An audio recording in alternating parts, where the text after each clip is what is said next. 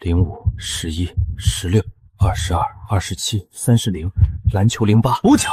我再看下，7530篮球08奖，中了！老子终于熬出头了，发财了！可要把家里欠的亲戚饥荒全还了，给老爸换个带电梯的大房子，让大哥一家子也跟着过上好日子。喂，爸，我跟你说个好，你先抓紧回来一趟，家里有事要交代。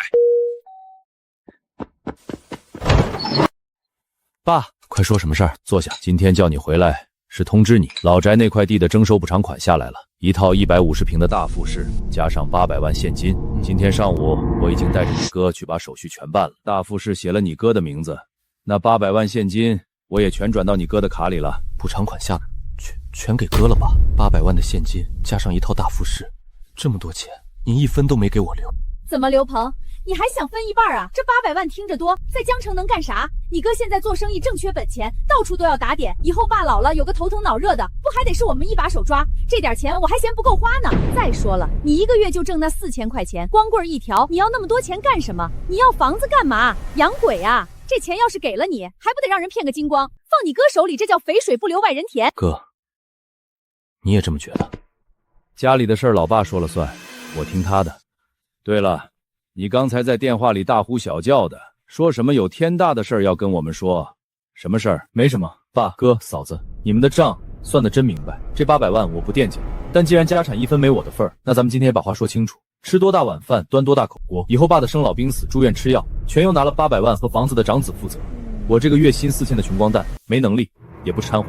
你这话说的，再怎么说也是你爸，养老那是你该做的。你个小，分不到钱就要跟我断绝关系，出了这个门就别回来，老子倒要看看你在外面怎么要饭。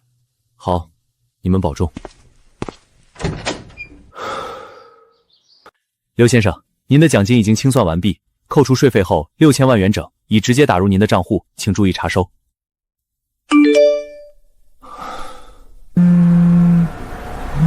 哟，刘鹏啊，接电话这么慢，还在为了昨天的事儿生闷气呢。既然你昨天那么有骨气，说以后家里的事儿都不掺和了，那嫂子今天也得跟你明算账。房东限你今天下午5点前把你的破烂全搬走，你可别赖在那儿不走，惹人嫌啊！哎，不过嫂子这人就是心太善，看你现在连个落脚的地方都没了。我托人给你介绍了个相亲对象，女的叫林婉，在小公司当个文员，人家姑娘大度，不嫌你穷。明天中午12点，老味道菜馆，你明天最好去把头发洗洗，别穿得像个要饭的去丢我们老刘家的人，听见没？让我流落街头是吧？先生您好，请问是来看房的吗？看看现房，能拎包入住的那种大平层。先生，我们云端府邸定位是高端扇盘，大平现房全屋进口精装，目前最好的一套是260房江景大平层，总价在860万左右，而且我们首付比例高，审核严格。您看，要不给您介绍旁边其他的刚需楼盘860万是吧？不用看房了。先生，您说什么？这套总价860万，首付最少也要200多万。不用首付，全密码6个0，去抓。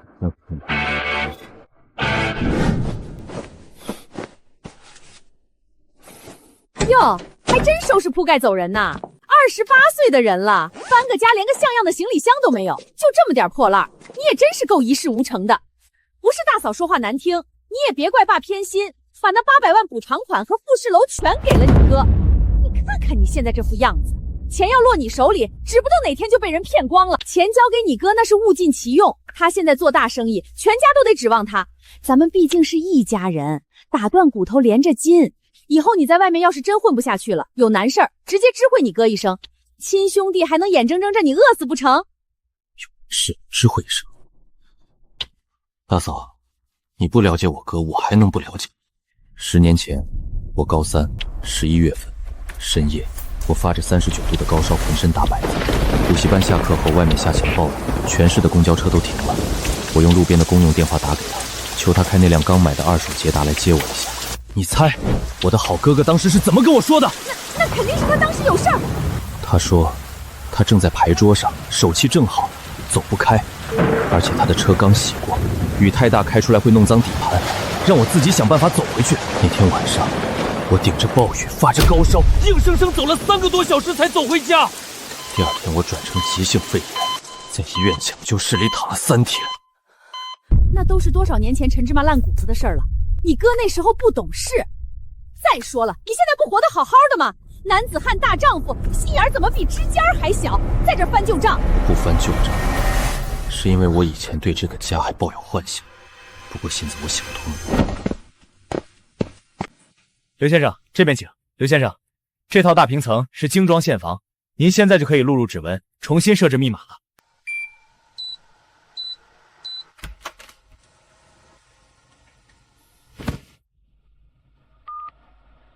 喂，兴隆屋国际家居吗？我需要全屋的家电，1张乳胶床垫，全套床品，还有茶几和餐桌。对，不需要定制，全部要现货中最高端的款式。地址江津府18栋。没问题，先生，我们马上安排专车给您配送。小鹏啊，搬完了吗？在哪儿落脚呢？随便找了个城中村的单间。哎，你这孩子脾气怎么就这么倔呢？你哥拿那800万和那套大气势，那是为了做生意，做大做强。咱们刘家总得有个挑大梁的吧？你嫂子说话是直了，但她心不坏。你当弟弟的多担待点儿，别动不动就甩脸子离家出走。爸，如果您打电话只是为了让我体谅，那我知道了。听说你大嫂给你介绍了一个人，约了明天相亲。你都28了，在这个城市里，1没存款，2没房，工资也就够个温饱。你大嫂托了8层关系，才给你找了个正经本科毕业、工作稳定的姑娘。去见人家，态度放端正点儿，穿得体地点儿，不要挑剔。你这个条件，人家不嫌弃你，愿意跟你见一面，你就该烧高香了，听见没有？好，我知道了。你能听进去就好，别丢了咱们老刘家的人。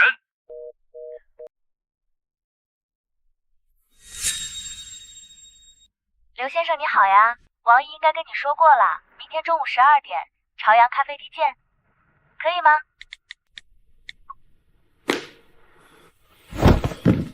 朝阳咖啡厅。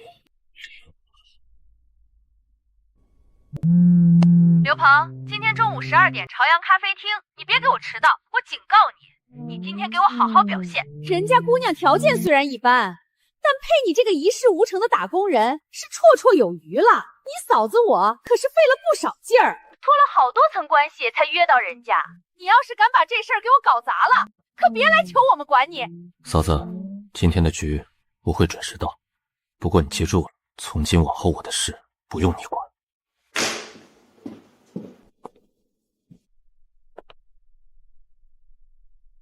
这条拿出来我看看。先生您眼光真好，不过这条是我们当季的新款，价格是36800元，而且不参加商场的任何折扣活动。不用试了，直接包起来，刷卡。啊，您确定直接拿，不看看别的款式了吗？这可是3万多。快点儿，赶时间。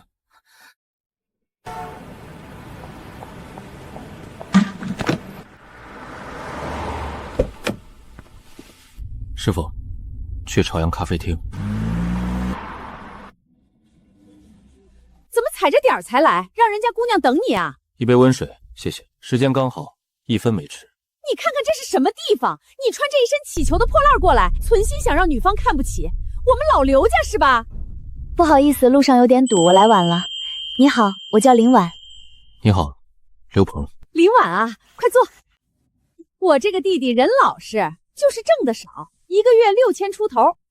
不过听介绍人说，你的条件也一般，你们俩啊都属于经济实用型，挺配的。以后日子过得紧巴点，凑合凑合也能过。他呀，就是没什么上进心。你看他那衣服，起球了都不换。小林，你可别嫌弃啊，他这人只能将就将就。王姨，你弟弟挺好的，你别老这样说人家。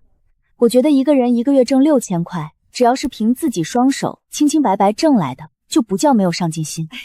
我这是实话实说嘛。刘鹏，你自己说，嫂子说的对不？嫂子，咖啡凉了，先喝吧。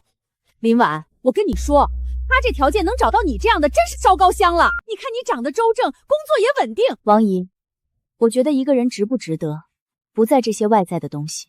刘鹏的衣服虽然旧，但洗得很干净。相比之下，有的人就算穿得浑身是名牌，手里拿着豪车钥匙，如果骨子里透着对别人的尖酸刻薄，那才是真的让人觉得不体面。小林啊，你还年轻，不懂，结婚过日子是柴米油盐，没钱什么都白搭。我这也是为你好，先把话说清楚，省得以后有矛盾。谢谢王姐操心，不过我今天来是想认识刘鹏，不是来听您介绍他的缺点的。林婉，初次见面，随便挑的一点小礼物，希望你别嫌弃。哟，还准备礼物了？就你那点工资，买的什么地摊货啊？几十块钱的化纤围脖吧？桑蚕丝的，颜色很素雅，质感也很好，我很喜欢。刘鹏，谢谢你。这个呀，一定是他在网上拼的，什么几十块钱的高仿，不管多少钱，这是刘鹏的心意。这里的咖啡有点酸，你饿了吗？我请你去吃饭。好啊。你大嫂应该气得不轻。别管她，她平时都这么跟你说话吗？习惯了。不过我现在已经无所谓了。刘鹏，我跟你说句实话，你说，你大嫂今天说的那些话，你千万别往心里去。一个男人值不值得被尊重，从来都不看他一个月挣6000还是6万，更不在于他穿什么牌子的衣服。你踏踏实实赚钱，干干净净做人，比那些拿着别人的钱耀武扬威的人强10000倍。既然我嫂子把我形容的那么不堪，你为什么还会答应来相亲？介绍人说，男方虽然没什么钱，但人很老实本分，更何况我也并不喜欢从别人嘴里认识一个人。那见了之后，比我想的要好得多。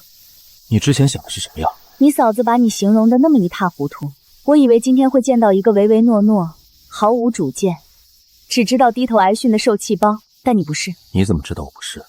因为你送我的礼物根本不是你大嫂口中几十块钱的高仿啊。林婉，谢谢你。谢什么？谢你今天替我挡了那几句话，以前从来没有人这么帮过我。那下次你自己挡，别再让别人白白戳你心窝子。好，下次我自己挡。那就一言为定啦。对了，今天这顿咖啡被你大嫂搅和了，下次换你请我吃顿正经饭，把这个补上。行，想吃什么随便挑。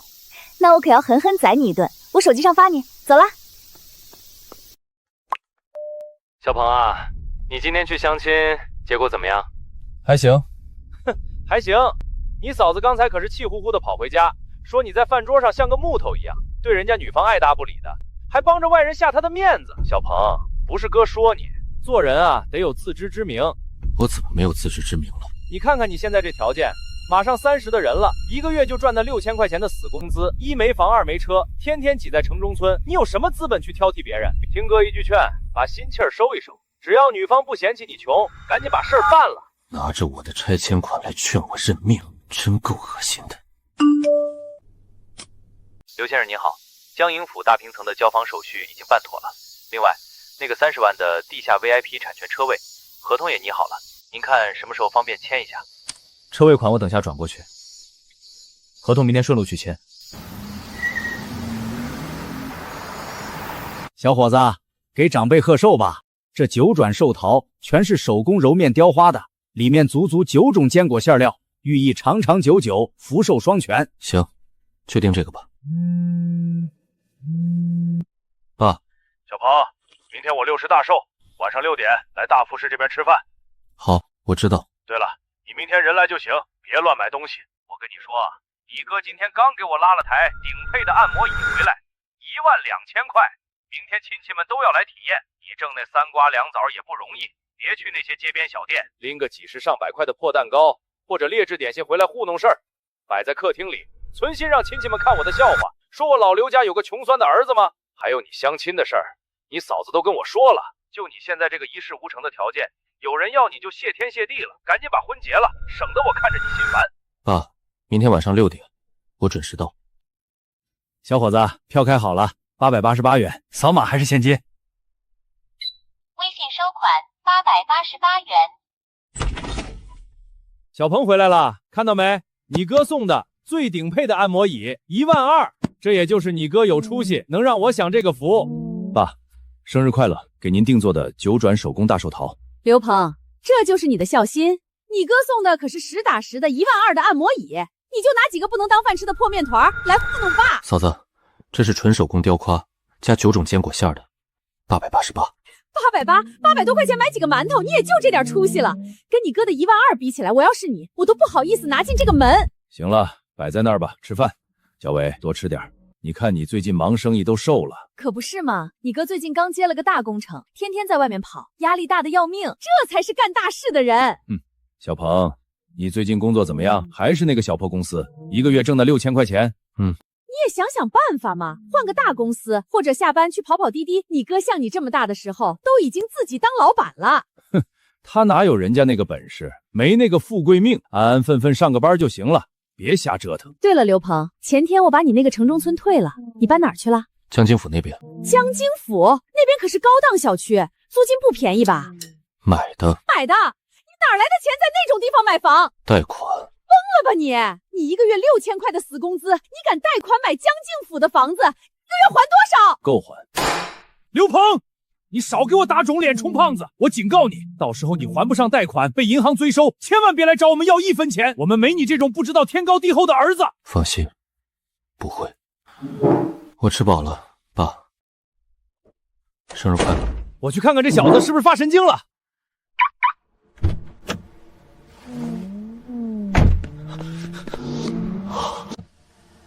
哥还有事。这车是你的？什么时候买的？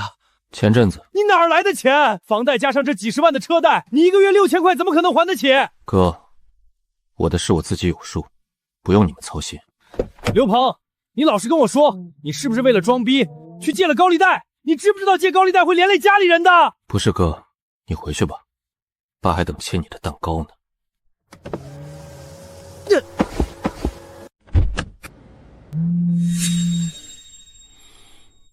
喂，小鹏，刚才爸在气头上，说话重了点，哥出来透透气，顺便跟你聊聊。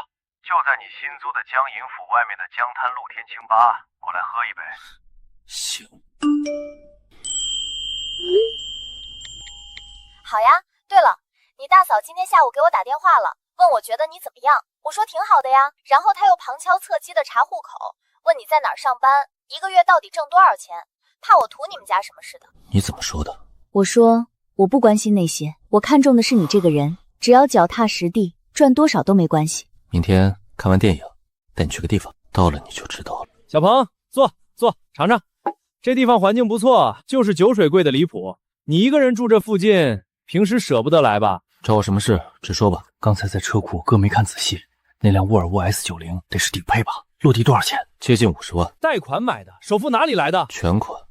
全款？小鹏，你别拿哥寻快笑，你一个月死工资就6000块钱，连这杯威士忌你都要攒半天钱才敢喝，你哪来的50万全款买车？攒的。放屁！你以为哥是傻子吗？你一个月6000，不吃不喝10年才能攒出这辆车。你老实告诉我，你到底干什么见不得人的事了？是不是在公司手脚不干净，挪用公款了？不是。那是什么？怎么走狗屎运中彩票了？哥，如果我真中了呢？小鹏，你是不是想钱想疯了？你要是真中了彩票发了大财，还能穿着这身乞求的破衣服出来见人？你要是真有钱，刚才爸骂你穷酸的时候，你能连个屁都不敢放。行了，不管你这车是办了黑心网贷，还是弄了高利贷借出来装门面的，哥都提醒你一句，那种钱碰不得，到时候窟窿填不上，别指望把麻烦带回老刘家，爸和我也绝对不会替你还1分，听懂了吗？放心，我的钱干干净净，而且永远都不会连累到你们。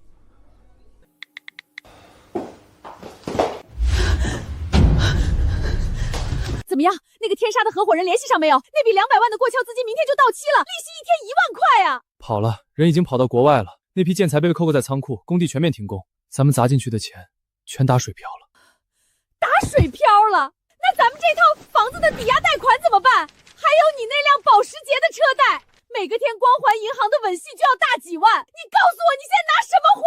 那辆保时捷我今天开去二手车行了，人家说急售，最多只能折现40万。40万？你当时落地花了上百万啊！银行今天下午已经打来最后通牒，要是月底前再补不上窟窿，他们就要走法拍程序来查封咱们这套房子了。到时候我们要去睡大街吗？那个工程项目是个彻头彻尾的骗局，爸给的那800万补偿金了，全1分都不剩了。800万啊，整整800万的家底，就让你败得干干净净，你还天天吹嘘自己是干大事儿的，你就是个废物！先别嚎了，我今天去中介那边，想问问咱们这套房子急售能卖多少钱的时候，查到了一件事，我遇到常在这片跑租售的那个中介了。他说小鹏在他们店里买了一套房。刘鹏，他那个月薪6000租在城中村的废物能买什么房？老破小还是远郊安置房？是江景府145平米的江景大平层。你说什么江景府？那里的房子起步价都要300多万，他怎么可能买得起？不仅是房，他名下还有一辆新提的沃尔沃 S90，而且在江景府的地下车库，他还有一个30万的 VIP 私家产权车位。他贷款买的，他疯了！他一个月6000，拿什么还几百万的贷款？没有贷款，不管是那辆接近50万的车，还是380万的大平层，甚至那个30万的车位，我托人查过了，没有任何银行的抵押记录，全都是全款。全款买房，全款买车，加起来400-500万的全款，不可能，这绝对不可能！他一个月就挣那6000块钱的死工资，他就算从娘胎里开始攒，每天只吃清水煮挂面，他也攒不出这500万，他到底哪儿来的钱？我之前在江滩的清吧问过他，我问他是不是中彩票了，他怎么说？他说如果他真中了呢？在耍我们，他就是在耍我们！他肯定有钱，他早就发财了，就是防着我们，就是不肯拿出来救我们。我明天再去截住他，再探探口风。他毕竟是我亲弟弟，要是好好说。别探了，你还不明白吗？罢过大寿那天，他开着接近50万的全款豪车，拿着800多块钱定做的寿桃来贺寿。我们呢？我们花着他的拆迁款，买了个12000的破按摩椅，在他面前像个暴发户一样，洋洋得意的炫耀。我们还在饭桌上指着他的鼻子，骂他买不起好东西，骂他是底层废物。你以为他当时为什么一句话都不反驳？他那是在看我们的笑话，他把我们当成2只上蹿下跳的猴子在看啊！这就是你说看完电影要带我来的地方。上去坐坐吧，这会儿江景不错，我给你准备茶。你家新买的，刚搬进来没多久。走吧。江景府，刘鹏，这个小区的房子不便宜吧？还好，其实我之前在城西也买了一套小户型，后来觉得这边江景位置更好，住着宽敞，而且是大平层，就又买了一套。好吧，一套江景大平层，一套城西的小户型，一辆将近50万的沃尔沃。你大嫂前几天在电话里跟我说，你一个月精死累活，月薪只有6000块。她没说错，我确实是个普通打工人，月薪6000。那这些东西究竟是怎么来的？林婉，我有件事想完完整整的告诉你。你说。2个月前，我中了一张双色球彩票的1等奖，总奖金7500万，税后6000万。2个月前，那不就是你父亲把800万拆迁款和那套大户室全部交给你大哥的时候？对，就是同一天。那天下午，我刚刚在出租屋里确认了中奖号码，我满心欢喜的拿着那张彩票回了家。我甚至在路上连怎么给家里人换大房子，怎么改善生活都想好了。我原本想把这个天大的好消息告诉他们，可是我想再试探最后一次。我想看看，如果我依然是那个一无所有、月薪6000的普通儿子，那个家里到底还有没有我的一席之地？结果呢？你已经看到了，没有。他们剥夺了属于我的那份家产，把我扫地出门，还要站在道德制高点上骂我是个没用的废物。所以一个字都没说，全款买了这套房，买了车，但我一直没有向任何人声张。我在等着看那帮贪婪的人能把我这个底层人踩到什么程度，又会把他们自己做到什么地步。既然你打算一直隐瞒下去，那今天你为什么要把这么大的秘密告诉我？因为你不一样，你第一次见我是在朝阳咖啡厅，我穿着那件洗得起球的灰短袖，被我大嫂贬低的一文不值。你根本不知道我的底细，但你没有嫌弃我穷，反而为了我当面驳斥了他的恶毒。后来王艳打电话查户口一样盘问你，试图用我的穷酸来逼退你，可你却告诉他你不关心那些，你只看重我这个人。林婉，以前在那个家里，钱是毒药，是一把用来控制我、羞辱我的刀，1分钱的利益能让他们连血脉亲情都不顾。但我不想跟你之间也隔着这种充满算计和防备的东西，我拥有的一切我都可以坦白给你。这幅画的构图很特别，一般人买新房都会挂些喜庆的风种画。那天全款买完这套大平层，路过楼下画廊时顺手买的，画的名字叫割裂。腐朽到骨子里的树干是救不活的，那根新枝要想活下去，就不能指望反哺，只有彻底割裂连着的根，才能见得到太阳。所以你把过去所有属于那个家的东西全都扔了？不全扔了，难道留着过年？包括我跟你提过的那套城西的小户型，我也打算挂牌卖了。过去的穷酸和憋屈，该扔的扔，该断的断。我要的是干干净净的新生活。你现在名下全款买了大平层，还买了豪车，你家里那边他们真的一点都没察觉到吗？哼，目前还不知道具体底细，因为在他们眼里，我依然是个不可能翻身的一层废。不过我大哥刘伟确实急，就在去电影院接你之前，他把我叫到了外面的江滩清吧，他像审问犯人一样，红着眼睛逼问我买车的钱到底是哪来的。他生怕我是去借了高利贷，连累到他们口袋里那800万的拆迁款。那你打算怎么办？既然他们已经开始怀疑了，你打算跟他们摊牌，直接用这6000万砸在他们脸上吗？摊牌？我不打算说就这么摊牌，太便宜他们了，我什么都不会做，我只需要冷眼旁观，看着他们自己的贪婪，把他们推向深渊。如果我刚才没把这6000万的事告诉你，而是直接跟我家里人摊牌，你知道会是什么后果吗？一旦他们知道我手里有这么多钱，我大嫂王艳绝对是第一个冲过来的。那你爸呢？他会第二个出场，搬出所谓的孝道，痛哭流涕的控诉我不顾亲情，逼着我拿钱去救他的宝贝大儿子。最后出场才是我那个好大哥，他会红着眼眶跟我说：“小鹏，我是你亲哥，你不能见死不救。如果不给，他们就会四处撒泼打滚，去我以前的公司闹，去法院告，用尽一切道德的手段，吸干我最后一滴血。”可是你现在全款买了房和车，他们已经起疑心了。如果他们真的查到了底细，查到了你兑奖的记录，你打算怎么办？不怎么办？我早就咨询过律师，在法律上，刘伟的债务跟我没有1毛钱关系。在情理上，分家产的时候，他们已经拿走了一切。他们如果敢来闹，就报警，大不了我卖掉这里的房子，换一个他们这辈子都找不到的城市重新开始。我的钱干干净净，我绝不会拿1分钱去填他们的无底洞。面对亲生父亲和亲哥哥的纠缠，你真的不怕被别人指指点点吗？以前怕被骂白眼狼，怕没有家，但是现在不怕了。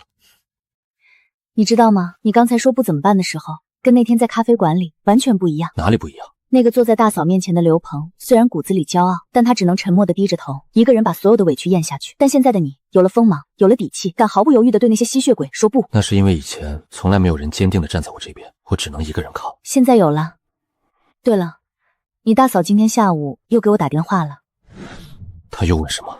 她还能问什么？她旁敲侧击地问我，知不知道你到底在哪个公司上班，具体职位是什么？她还试探我，问你是不是偷偷买了车，那语气焦躁的简直像热锅上的蚂蚁。看来刘伟回去后已经把车和房的事告诉他了。他现在是被几百万的债务逼疯了，想从你这里打探我的虚实，看看我到底有没有钱能救他们的命。看着吧，他还会再打给你。打就打，我不怕他。上次在饭桌上我能替你挡回去，以后也能。他要是再敢阴阳怪气，大不了我直接把他拉黑。不用替我挡，这些烂摊子该我自己来收拾。下次他再找你，你就直接让他来找我。小鹏啊，你哥的事儿你都知道了吧？什么事儿？那个所谓的建材大项目是个杀猪盘，合伙人卷钱跑路了，你哥为了填窟窿，瞒着家里人偷偷去赌，结果越陷越深，现在全没了。爸给他的那800万拆迁款败光了。不仅如此，那套大戒室昨天已经被银行查封了。刘伟现在躲在外面，根本不敢露面。王艳在家里闹着要跳楼离婚。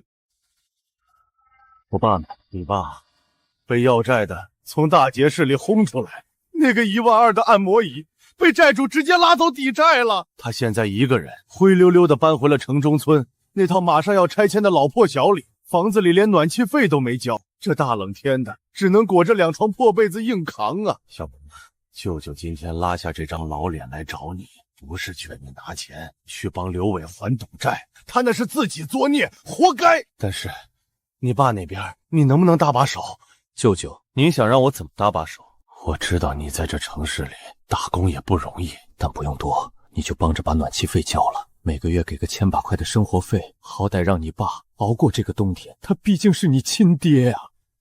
舅舅，我爸的养老问题，当初分家产的时候，他自己定过规矩，归刘伟管。2个月前，他把800万的存款和唯一的大复式当着我的面全部交给了刘伟。他说我一事无成，要房子没用。他说就算他饿死，也指望不上我。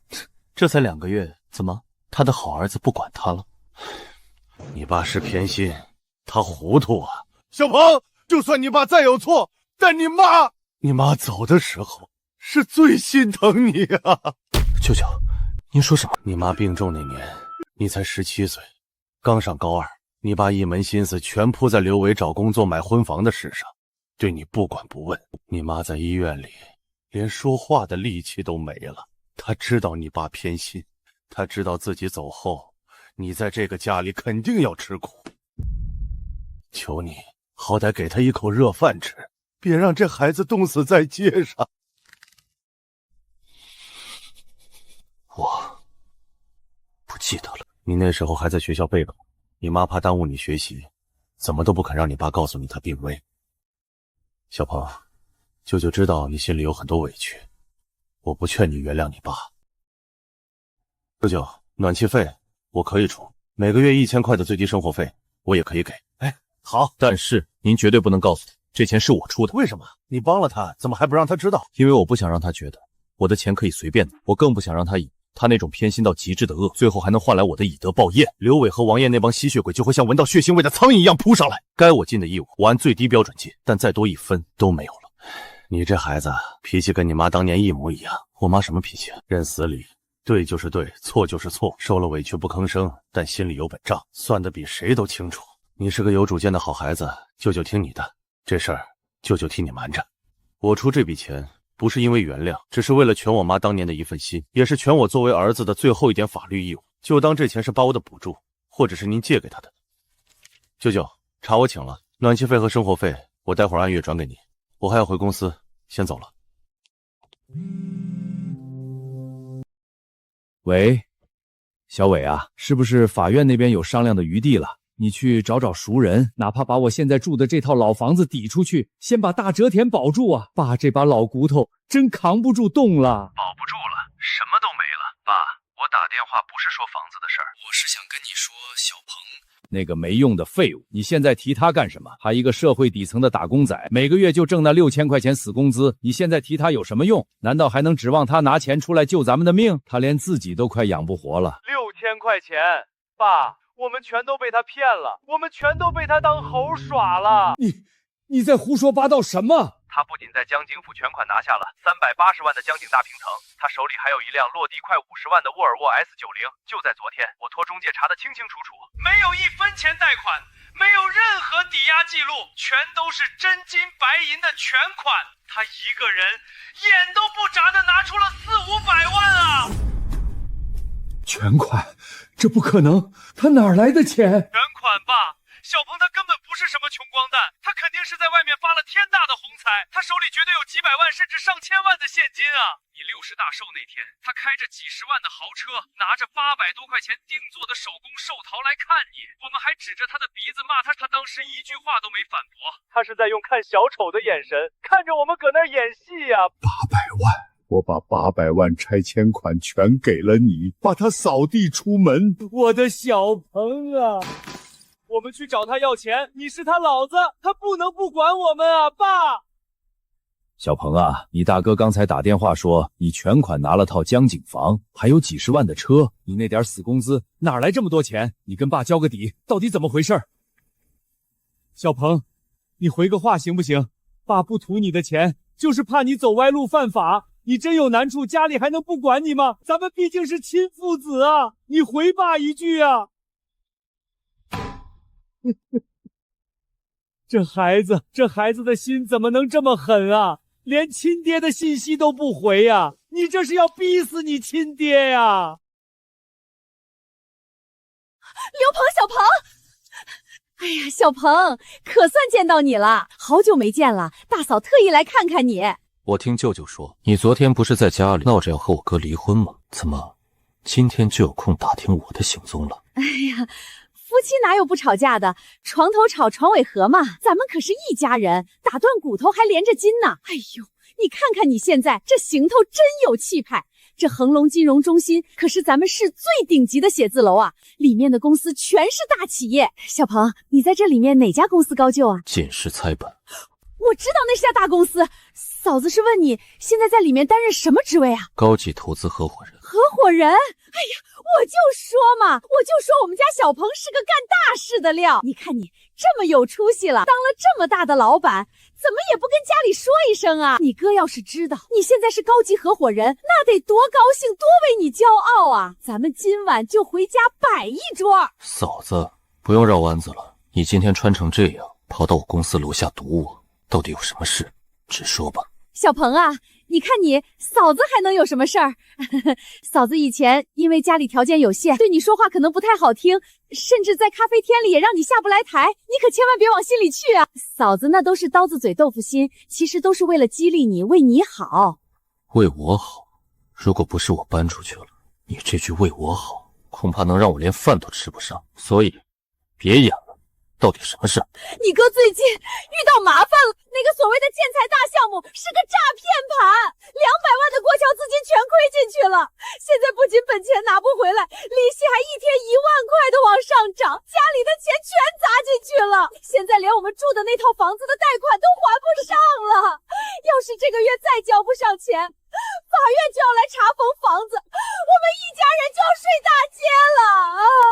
小鹏，你现在是顶级金融机构的高级合伙人了，有大出息了，能不能看在血脉亲情的份上，拉你哥一把？不用多，你先借嫂子50万，就50万，这钱对你现在来说就是9牛1毛，但能救咱们全家人的命啊！嫂子，你是不是记错了？就在几天前，你还在咖啡田里当着别人的面，指着我的鼻子说，我就是一个没上进心，一个月匀死累活，只能挣6000块钱死工资的底层废物。你让我一个底层人拿什么去帮你凑这50万？你哥早就把你的底细查得一清二楚了。你在江景府有一套380万的江景大平层，你在车库里还有个30万的车位，你还开着一辆将近50万的沃尔沃豪车。你跟我说你没钱，你告诉我你哪儿来的钱？我跟我哥说过了，我那是全款买的，也是我自己一分一分攒出来的，信不信由你。一个月6000块钱，就算你不吃不喝，你要攒几百年才能攒出那400-500万的全款。你当我是傻子吗？你肯定是在外面干了什么见不得光的勾当，发了横财，对不对？你既然有钱，凭什么不帮家里？你这个没良心的白眼狼！嫂子，我的钱是怎么来的，干不干净那都是我的事，跟你们家没有任何关系。今天就算是天塌下来，就算是刘伟被债主逼上断路，这50万我也绝对不会借给你们1分1毫。你今天不把钱拿出来，我跟你没完！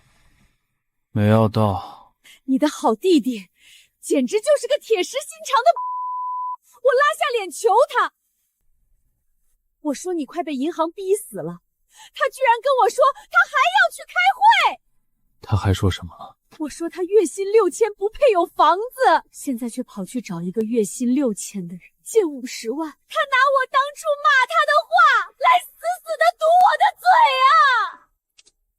你今天去他公司楼下堵他，难道就没问问他那几百万买房买车的全款到底是哪儿来的？我怎么没问？他就是个茅坑里的石头，他冷着一张脸说他的钱怎么来的跟我没关系，多一个字都不肯说。他不肯说不代表我查不到。我今天在家里用各种关键词在网上搜索了半天，我查到了点东西。查到什么东西了？双色球1等奖，总奖金8000万，税后6400万。这跟我有什么关系？别人中奖，你让我看这个干什么？我们现在欠着200万的债。你仔细看看新闻里配的那张监控截图，跟你前几天在咖啡馆里嘲笑他穿的那件衣服一模一样。这是刘鹏，就是他，灰色的，领口洗得发白，挽起毛的那种旧短袖，他一直穿在身上，当做他底层打工人的护身符。8000万，税后6400万，6400万啊！他手里捏着6000多万啊！他揣着6400万在口袋里，就那么冷冰冰的看着我们为了几百万的债务急得想跳楼，看着我们在他面前像叫花子一样哭穷。罢过60大寿那天，他还故意拿着800多块钱的破寿桃，看着我们像傻子一样在那儿炫耀你买的12000的按摩椅，他就是在看我们的笑话。他就是故意不说的。8月10号那天晚上，爸把800万存款和那套大复式全交给我，他当时口袋里就揣着那张价值6400万的彩票，但他一个字都没说，就那么冷眼看着爸把他扫地出门。第二天8月11号，他就去兑了奖。他不仅是故意不说，他是在报复。爸没给他分房子，他就不给我们分钱，他就是想用这6400万死死的打我们的脸，把我们踩在脚底下，一辈子翻不了明天去爸那儿一趟，把这个新闻截图拿给他看，告诉他。告诉他有什么用？刘鹏现在连你的话都不听，还会听爸的。爸现在就是个住在透风老破小里的穷光蛋。不是让爸去要钱，是让爸知道他当初瞎了眼，养了个什么样的白眼狼，也是让他知道他把一个身家6000多万的财神爷亲手赶出了家门。爸，您自己看。这是什么？你不是去小鹏公司要钱了吗？要到了没有？要什么钱啊？您自己看清楚。省福彩中心8月11号发的新闻，双色球1等奖，总奖金8000万，税后6400万。别人中奖跟我有什么关系？你们跑来就是为了给我看这个？您再仔细看看这个人，看他的身材，他走路的姿势，还有他身上穿的那件洗得发白的灰色旧短袖。这是小鹏，就是他。爸，您想想，8月10号他回家那天穿的是不是就是这件衣服？爸，您回想一下那天晚上的事，您当着他的面说要把800万存款和那套大测试全给刘伟，他当时一句话都没反驳，干脆利落的就搬走了。为什么？因为他那时候口袋里就揣着这张价值6400万的中奖彩票。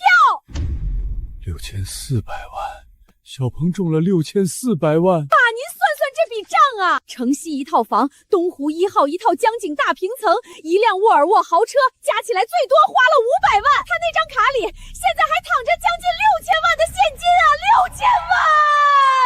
他既然有那么多钱，他当时为什么一个字都不说？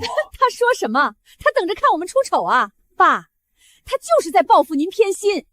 您60大寿那天，他明明有6000多万的存款，却故意开着豪车，拿着一盒花了888块钱定做的手工9转寿桃来送给您。他当时就站在旁边，看着您把那盒寿桃当成劣质货，并砸在地上踩烂，看着您夸刘伟那12000的按摩椅，他是在心里骂咱们是蠢货啊！爸，我那天居然把他定做的寿桃亲手砸在了地上。凭什么刘鹏那个以前只能看我们脸色的底层人，现在能手握几千万的全款，开豪车住豪宅，而我们却要为了区200万的债务被逼得家破人亡？老头子的眼泪换不来钱，我绝对不能就这么算了。刘鹏现在是铁了心不肯出钱了，但那个叫林婉的女人不是正跟他谈对象吗？刘鹏把6000多万的事儿藏得那么深，连亲爹都不说，肯定也不会告诉那个相亲的女人。只要我去挑拨离间，告诉那女人刘鹏有多虚伪自私，就不信他不闹。只要刘鹏后院起火，我们就有可乘之机。林小姐，好久不见啊！王姐，你特意来我公司楼下堵我，有什么事吗？林小姐，嫂子今天来是好心提醒你一句，你可千万别被刘鹏那个伪君子给骗了。你肯定不知道吧？刘鹏在2个月前中了双色球1等奖，税后整整6400万啊！他在江津府全款买了大平层，还全款买了一辆50万的豪车。林小姐，你想想看，这么大一笔巨款，他跟你相亲的时候提过一个字吗？没有吧？不仅瞒着你，他甚至眼睁睁看着他亲哥因为几百万的债务快被逼死了，都一毛不拉。这种连亲骨肉都能见死不救、满嘴谎言的自私男人，你敢把自己的一辈子托付给他吗？嫂子也是女人，不想看着你往火坑里跳。你听嫂子一句劝，去跟他闹，让他把钱拿出来给你们一个保障，或者干脆离开这种冷血动物。王姐，你说完了吗？说完了，林小姐，你难道不生气吗？他连6000多万这么大的事儿都瞒着你。我为什么要生气？因为这些事刘唐早就告诉我了。事实上，在你知道他有6400万之前，我就已经知道了。你早就知道了？不可能，他连亲爹都不说，怎么会告诉你一个外人？因为我不是你们，你们只盯着他的钱，而我看中的是他这个人。他隐瞒你们，是因为你们曾经为了800万把他扫地出门。他告诉我，是因为他信任我。王姐，别白费心机了，你们种下的苦果只能你们自己咽。刘鹏的钱干干净净，他没有义务替你们的贪婪买单。以后，请你不要再来打扰我。你真该看看你大嫂当时的表情。我告诉他，你中奖的事儿我早就知道后，他愣了足足有10秒钟，连气都没喘上来。我们燕还真是狗急跳墙了。然后呢，他就这么算了？脸都绿了，憋了半天，站起来指着我的鼻子骂了一句：“你们俩合伙起来耍我！”就灰溜溜的跑了。那落荒而逃的背影，简直比吃了苍蝇还难看。他们以为几句挑拨离间就能让你后院起火，把你这棵摇钱树重新拽回去呢。谢谢你，林婉，谢谢你没被他那些话挑拨，坚定地站在我这边。谢什么呀？我只是看不惯他那副把所有人都当傻子的嘴脸。不过，刘鹏，你大嫂既然能拉下脸来我公司楼下堵我，说明他们现在已经是走投无路了。对于那些失去理智、面临破产的人来说，他们什么事都干得出来。我怕他们接下来会不择手段。你打算怎么办？不怎么办？兵来将挡，水来土掩，我早就防着他们这一手了。我跟律师做过最严密的财产隔离，刘伟的烂账在法律上跟我没有半毛钱关系。他们如果想走法律途径，我奉陪到底；如果他们想走道德的野路子，去公司闹，或者去媒体曝光，那就让他们来试试。我那6400万，宁可全部捐出去，一分钱一分钱的扔进海里，也绝对不会给他们填一分钱的窟窿。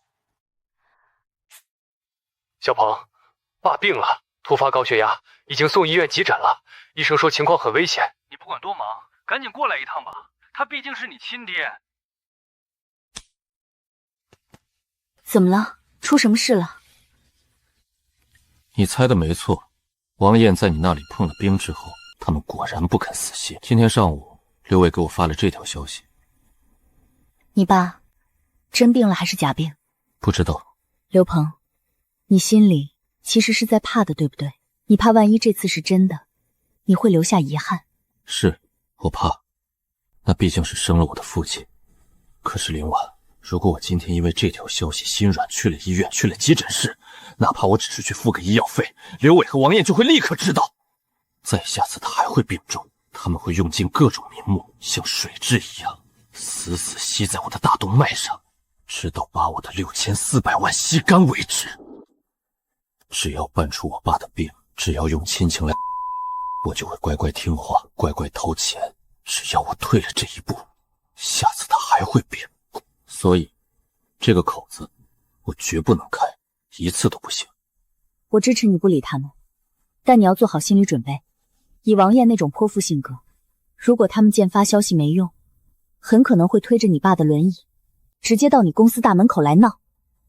如果他们真的当着你同事、你客户的面，在大庭广众之下给你扣上一顶不孝子的帽子，你打算怎么办？那我就下去，我要让所有人听到我大嫂是怎么指着我的鼻子骂我月薪6000不配有房子的。我要让他们自己亲口解释，一个拿着我800万补偿款的大哥，凭什么现在来逼我这个被扫地出门的小儿子掏钱救命？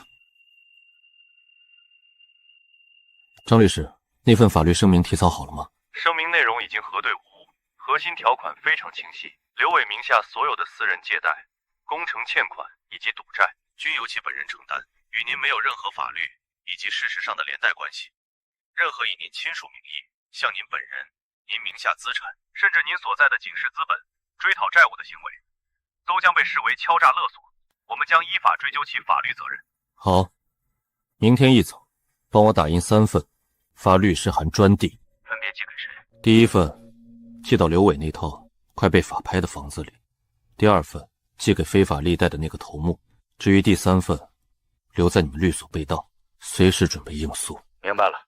另外，刘先生，关于您中奖信息被他们查到这件事，如果您的家人是通过非法渠道私自调取您的信息，我们可以立刻发律师函，起诉对方侵犯隐私权。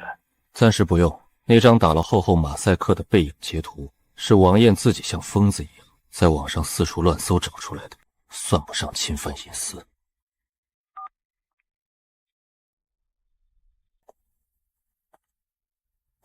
反正迟早都会知道，我根本不怕他们知道，我只是在等那帮吸血鬼被贪婪逼疯后，自己主动跳进深渊。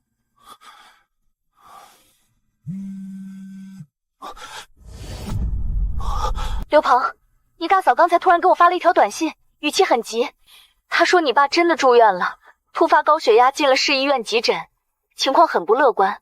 她让我转告你，你要不要去看看？刘鹏，你看到消息了？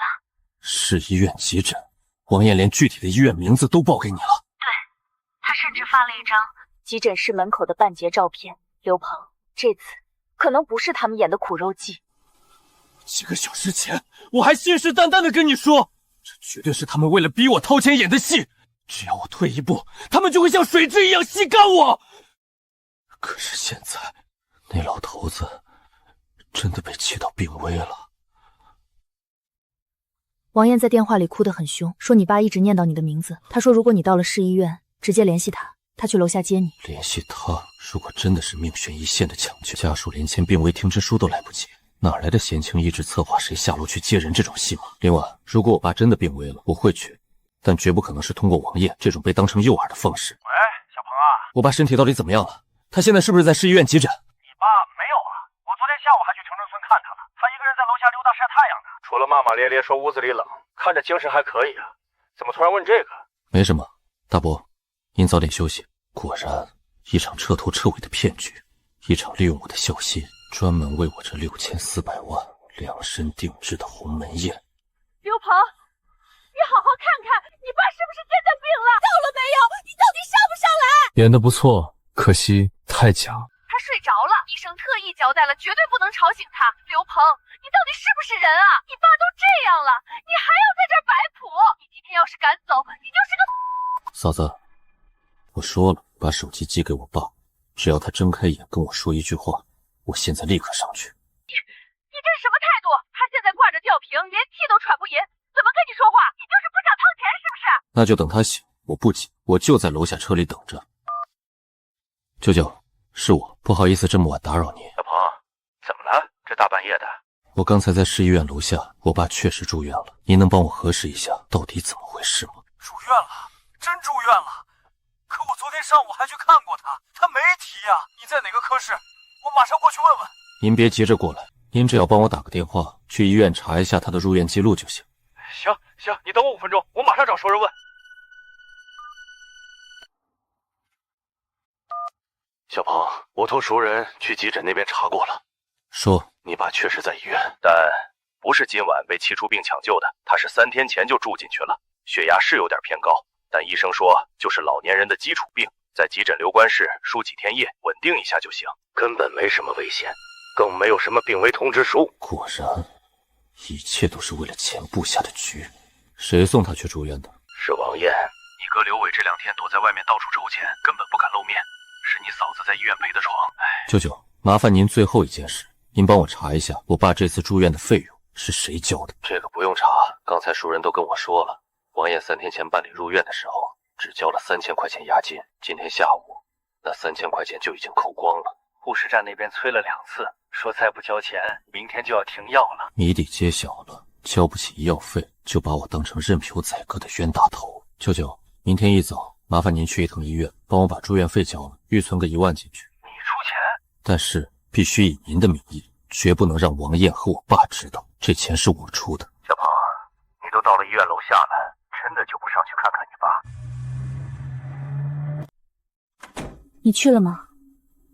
去了，在楼下车里待了半小时，没上去。为什么不上去？是不是真出什么大事了？没出大事，我爸不是今晚突发疾病，他是3天前就因为普通的高血压住院了。3天前，那王艳今晚发视频说他交的3000块钱押金，今天下午刚好扣完，医院正在催费。太卑鄙了！他故意今天才通知你，就是算准了，只要你一着急一心软，就会立刻冲上楼去。只要你一露面，他不仅能把医药费全推给你，还能顺理成章的当着你爸的面逼你拿那6000多万出来替刘伟还债。是啊，他算盘打得很精，可惜他算漏了一点。我不傻。那你爸那边你打算怎么办？就这么耗着？我已经拜托舅舅，明天一早去医院帮我垫付1万块钱医药费，但是依然是以舅舅的名义。只要王艳和刘伟在场，我绝对不会出面。你觉得这么一大笔医药费，舅舅一个退休老头突然拿出来，王艳那么精明的人，会不怀疑是你出的钱吗？迟早会怀疑，但至少现在他没那个脑子去怀疑。他现在满脑子都是几百万的债务，每天被利息逼得像无头苍蝇一样。他唯一的指望就是怎么把我生吞活剥了，根本没工夫去琢磨舅舅为什么突然变大方。刘鹏，你有没有想过，如果有一天你爸真的病重了呢？如果他真的到了弥留之际，而王艳又用同样的方式骗你，还能像今天这样理智的坐在车里不上去吗？如果老头子真的到了最后一步，我会去，但是我绝不会以现在这种方式去。我绝不会像一条被王艳用病危当诱饵钓上钩的鱼一样，任由他们摆布。我可以全权负责他的养老，我可以承担所有的天价医药费，我可以做尽一个儿子该做的一切义务，但是我绝对不接受被这群失血鬼吸血和勒索。刘鹏，你跟你爸之间难道就真的没有可能坐下来好好谈一次吗？哪怕是把当年的委屈都说开了。谈什么？谈他为什么在拿走800万和房子的时候，理直气壮地说我一事无成，要房子没用？还是谈他为什么在60大寿那天，把我花半个月工资定做的寿桃当成垃圾一样摔在地上踩烂？他什么都知道，但他就是偏心，他的偏心已经刻进了骨子里，还需要谈吗？那就一直这样僵着。这不是僵着，这是止损。我跟他之间最好的关系，就是我按法律底线尽我的赡养义务，而他永远不要再来干涉和吸血我的生活。再往前走，哪怕半步，对谁都没好处。虎哥，刘伟，老子玩人间渣是吧？3天又3天，那200万的过桥利息，你当老子这钱是大风刮来的？虎哥，您息怒，您再宽限我2天，我正在筹钱了。我弟弟手里有几千万的全款，他马上就给我拿钱了，真的在筹了。你还敢提你那个弟弟？你以为老子没查过吗？人家现在是顶级投资机构的高级合伙人，手里捏着律师出的声明，白纸黑字写着你的死活跟他没半毛钱关系，你拿他来糊弄我？什么律师声明？老子告诉你，上回你去赌场借钱，老子是看在那套大金饰抵押的份上给了你面子，现在你房子被查封了，面子也用完了。200万本金加上这半个月翻出来的65万高息，今天晚上12点之前，你要是拿不出现金，老子先卸你一根手指头，然后把你身上能卖的零件全拆了，拿你半条命来填窟窿。别卸我的手！刚才不是跟你说了吗？今晚12点拿不出现金，老子就拿你的零件填窟窿。那个什么律师声明救不了你的命。假的，虎哥，那个声明是他故意做出来防我的，他根本不是什么苦哈哈的打工仔，他有钱，他真的有6000多万。我带你们去找他，这区区200万对他来说连根腿毛都算不上。6000多万，刘伟，你当老子第一天出来混？你上次借钱的时候吹嘘自己有个几百万的大富士，结果呢？房子早被法院查封了，现在刀架在脖子上了，你又编出个6000万的弟弟来忽悠我。这次是真的，我发誓，要是有一句假话，天打雷劈。他叫刘鹏，亲弟弟，前2个月他中了彩票1等奖，总奖金8000万，税收6400万，我手里有绝对的证据。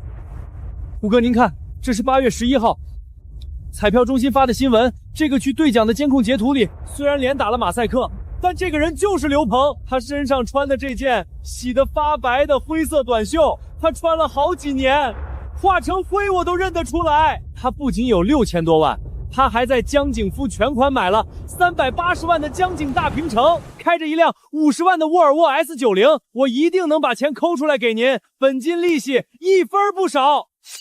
车牌号、公司具体地址写下来。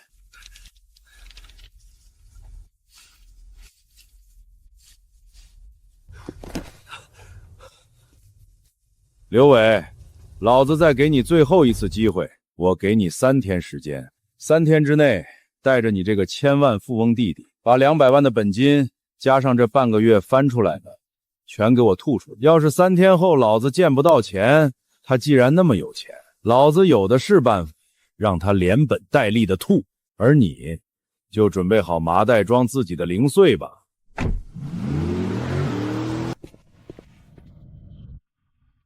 加班的犒劳。你怎么知道我今天加班？你中午发消息说下午有个并购案要开会，我猜肯定不会太早结束，所以就来碰碰运气喽。小鹏，刘鹏，你干什么？别过来！你帮帮哥，你这次一定要救救哥的命啊！虎哥今天下午带人去老房子那边堵我了，他拿刀架在我的脖子上。3天，他只给我3天时间，3天之内要是拿不出那200万本金和65万的利息，他们就要让我彻底消失啊！没事，别怕，我来处理。哥，我之前在江滩的清吧里就跟你说得很清楚，我们之间已经没有任何关系了。你不能这么绝情！你手里明明有6000多万的全款，这200多万对你来说算个屁呀！那就是你9牛1毛的零花钱，你只要从手指缝里稍微露出一点儿，哥这条命就保住了。我是你亲哥呀！6000多万也是他自己清清白白挣来的钱，凭什么要拿去填你借高利贷的无底洞？你算什么东西？这是我们刘家的事儿，轮不到你一个外人来插嘴。你什么时候开始借高利贷去？就上个月那个建材项目被骗了，工程彻底。我想着要把赔进去的800万翻本回来，就去地下黑局借了点钱，谁知道越输越多，翻本了吗？全输光了。如果我这次出手，帮你还了这200多万的赌债和高利贷，下次你欠2000万的时候，是不是还打算跪在这里求我救命？不会的，小鹏，哥向你发誓，只要你这次帮我还清了，哥以后绝对不再碰赌了。要是再赌，我就把自己的手剁下来。哥，你忘了10年前，你偷偷拿走爸给我准备的学费，去买那个2手捷达的时候，你也跪在地上发过誓，你说那是最后一次动我的钱。然后，不过我可以帮你报警，虎哥那种涉黑的地下高利贷团伙，只要你敢去警局坦白交代，警察肯定管得了，他们不敢真的要你的命。哥，你先回去吧，就算我今天手里有600亿，我也不会拿钱去处理这件事。你的事情从你让我离开家那天起，就和我没有关系了。你是不是想害死我？那种道上混的人，一旦知道我报警抓他们，他们出来后第一件事就是让我全家没命，绝对不能报警。既然你不敢报警，那你就自己想办法。爸交给你那套大户室，加上你名下还有2套以前买的房子，随便卖掉1套就足够还清这200多万，就算亏本卖，保命要紧。房子早就没了。你说什么？为了那个烂尾的工程，为了翻本，大富士已经被银行查封了。另外2套房子，一套被我拿去做了2次抵押，另一套也卖了，用来填窟窿了，什么都没了。小鹏，哥现在真的是走投无路了。那我帮不了你，是你自己选的。林婉，我们走。你哥刚才在广场上说的，都是真的吗？全没了。那可是3套房，怎么会没得这么快？我大伯前2天就私下告诉我，城南那手期房开发商暴雷，彻底烂尾。那套最值钱的江景大复式，刘伟拿去做了抵押贷款填窟窿，已经被银行正式查封收走。至于老城区他早年买的那套婚房，也拿去做2次抵押了。那你爸他知不知道这件事？知道。这么大的窟窿，法院的封标都贴到大门上了，刘伟就是想瞒也瞒不住。那他受得了吗？他那么要面子的人。他现在一个人，像个被遗弃的累赘，灰溜溜地搬回了老城区那套4面透风的老房子里。那房子常年没人住，连今年的暖气费都没交。要不是我上个月私下偷偷去把费用交了，老头子这个冬天大概率要在屋里冻出个好歹上。把所有的家底，所有的偏爱都砸在了大儿子身上，结果最后落得个一无所有。8月10号那天晚上，他当着我的面把那张存着800万现金的银行卡和那套大复式的钥匙郑重其事地交给了刘伟。他信誓旦旦地觉得刘伟是长子，是全家的顶梁柱，把所有的资源交给他才是最稳妥、最光宗耀祖的决定。结果呢，3套房全没了，连家门都不敢进。发生了这么多事，你爸他有没有后悔过当初那么对你？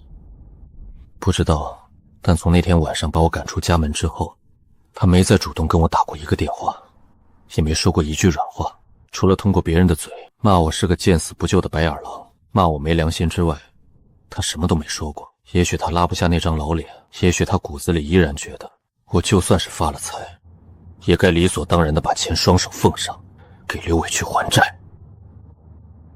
刘鹏，你恨他吗？小时候有一年冬天，市里下了很大的一场雪，特别冷。那年我妈还在，我爸花了大几百块钱给我哥买了一件极其厚实的新棉袄，深蓝色的，带防风帽。可是我哥穿了那件新棉袄去学校显摆了1天，回来后就嫌弃款式太土，穿着太厚重不方便打游戏。第2天他就直接把棉袄扔进了衣柜最底层，死活都不肯再穿了。我那时候每天走路上下学，冻得手上全是一块块紫红色的冻疮，肿得连笔都握不住。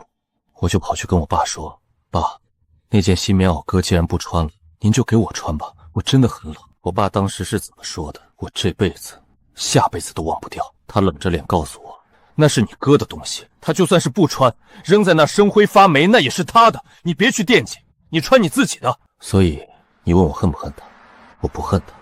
9岁的时候，我在寒风里发着抖，那时候可能真的恨过，可是后来慢慢长大了，那种恨意也就跟着那件破棉一起被冻得麻木了，消失了。我只是不再期待了。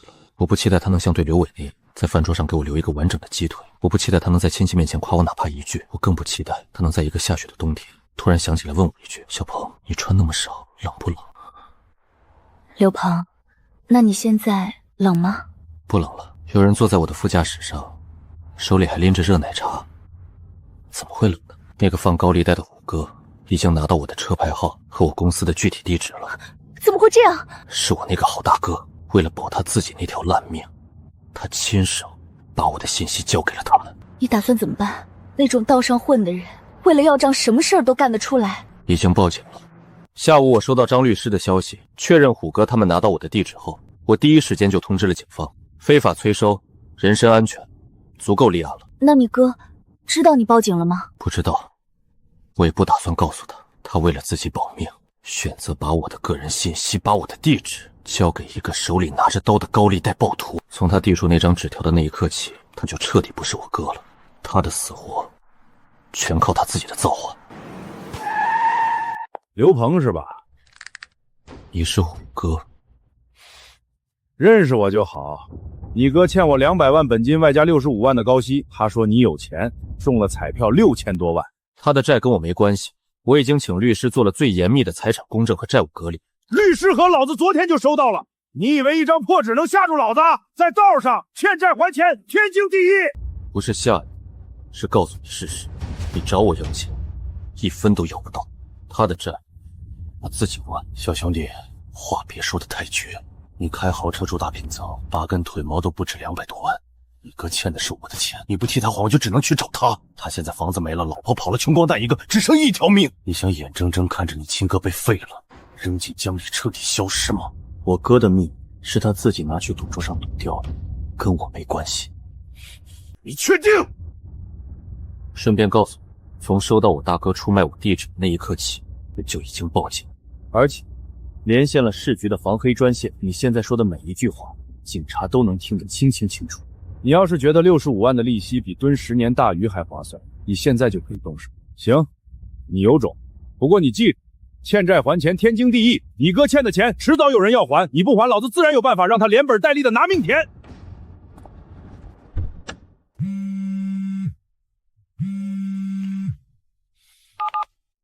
喂，小鹏啊，爸出院了，昨天下午回的家。身体怎么样？没什么大事，血压用药降下来了。小鹏，爸想见见你，不是为了要钱，爸知道自己以前糊涂，爸就是想见见你。你都好几个月没回家看看了。你嫂子王艳她收拾东西回娘家躲债去了，说要跟你哥离婚，你哥也不见人影，就我一个人，你过来一趟行不行？行，下午下班我过去。刘总，上次那个科技收购案的尽调评估报告出来了。对了，刘总，楼下安保部刚才汇报说，这几天有一辆没挂牌的黑色越野车，总在咱们公司楼下的广场附近转悠，好像是在盯梢。我知道，我已经报过警了，通知安保部，让他们加派人傻盯着大门，绝对不允许任何闲杂人等混进地下车库或者办公区。明白。那需不需要给您私人安排一辆安保公司的防弹车，配几个保镖？暂时不用，这几天下午都不在办公室。如果有紧急的业务审批，直接打我私人电话。好的，刘总。你来了。你坐，爸去给你倒杯热水暖暖手。不用忙了，您刚出院，坐着吧。小鹏，你哥的事儿你都知道了？3套房全没了，欠了银行几百万，还欠了一屁股高利贷。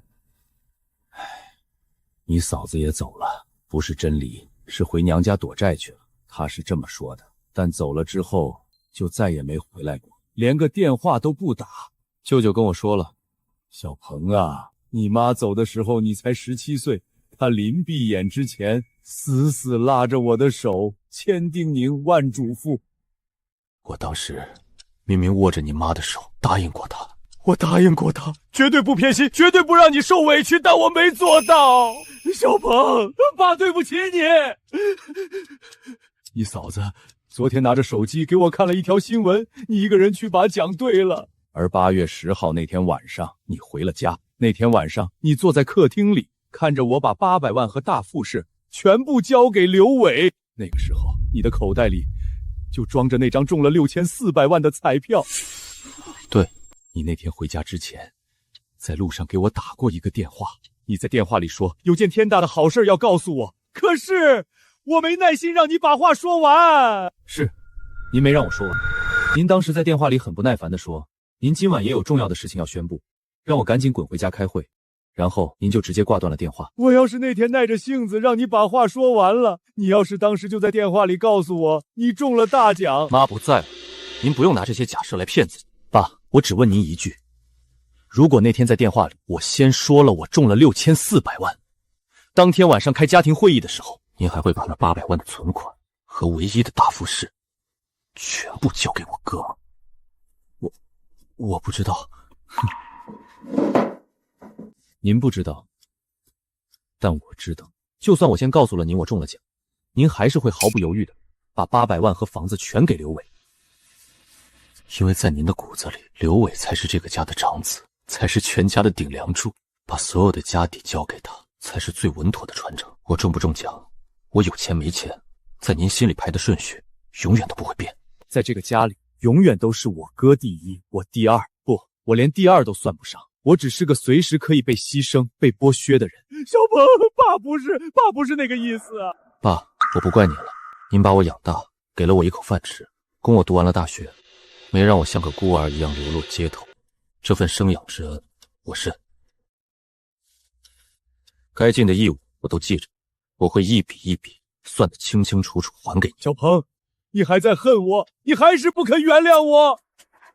我是你亲爹呀，你就真能狠得下心只用钱来打发我吗？我不恨，您是我的法定父亲，我是您的法定儿子，我们之间只剩下这一份冷冰冰的法律关系。这份关系我会用钱来履行到底，只要我活着，哪怕您病在床上成了植物体，我也能保证您得到最好的医疗和护工。但是您想要的那种儿子，那种会逢年过节提着礼物回家，会搂着您的脖子说爸我爱你，会在床前拉着您的手嘘寒问暖的儿子，从来都不是我，以前不是，以后也绝对不会是。什么叫再多就没有了？你就连一句好话都不肯跟爸说吗？因为您没教过我，在过去的28年里，您教我的只有无视、偏心和冷眼旁观，那些温情的东西，您全给了刘伟，我不会，也学不来。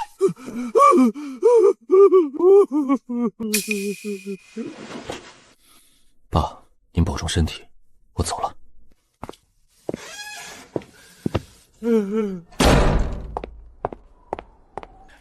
刘鹏，你发消息说从你爸那儿出来了，怎么样？他跟我道歉了。他道歉了？他那么固执的人居然会道歉？说了什么？说对不起我，说他当初答应过我妈绝对不欺负我，但他没做到。我告诉他，他想要的那个会承欢心下跟他其乐融融的儿子，从来都不是我，以前不是，以后也不会是。他什么反应？哭了？刘鹏，你有没有想过，他哭得那么惨，说对不起你，也许并不全是为了你手里的钱，也许在经历了刘伟的背叛后，他就是真的觉得对不起你，真的后悔了。想过，但我不敢信。为什么不敢信？他是你亲生父亲。因为从小到大，每次他对我有哪怕一点点的好脸色，紧接着就必然有一个极其过分的要求在等着我。28年里，每一次好脸色后面都跟着过分的要求。小鹏，爸今天特意给你做了你最爱吃的红烧肉。他这么说，然后呢？结果下一句就是告诉我哥谈了个对象要花钱，让我把刚发的奖金交给他。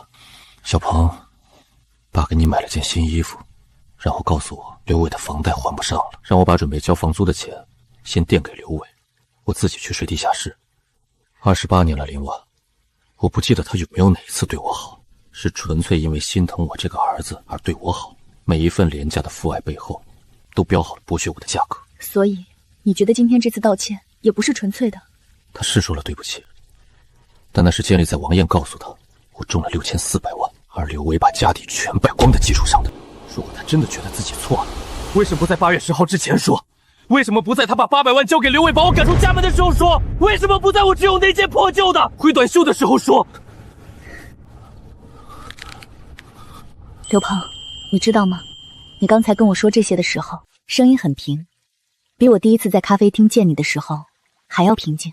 因为不疼了。以前想这些事，心口会像针扎一样疼，会觉得委屈。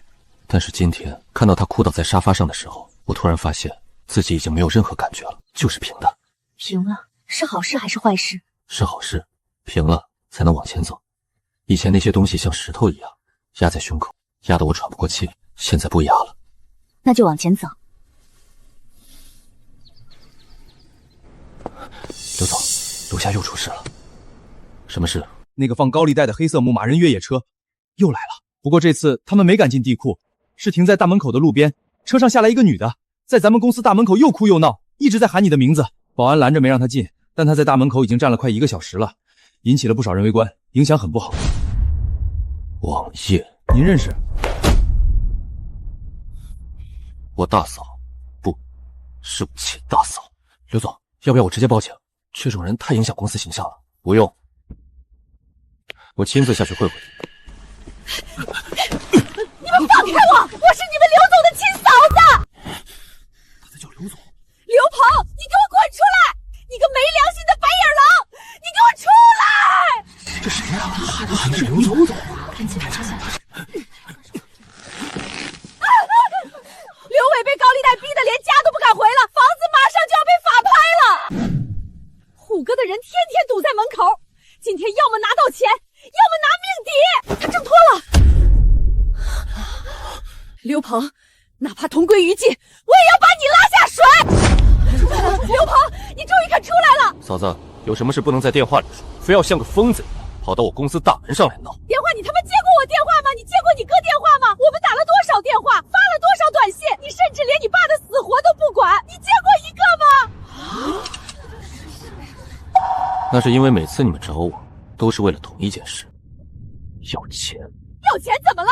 你哥快被人砍死了！虎哥的人天天拿着刀堵在门口，他连门都不敢出，躲在地下室里啃干馒头。你呢？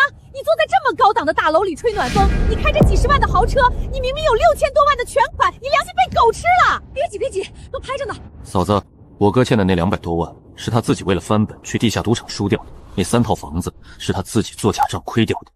我不是他的提款机，更没有义务替他擦屁股。你放屁！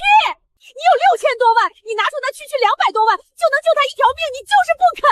你不仅是个废物，你还是个白眼狼！你妈白养了你28年！嫂子，你说完了吗？没说够！你以为你是什么东西？你不过就是走了狗屎运，中了一张彩票吗？走了狗屎运就翻脸不认人！你这种冷血的畜生，迟早遭报应！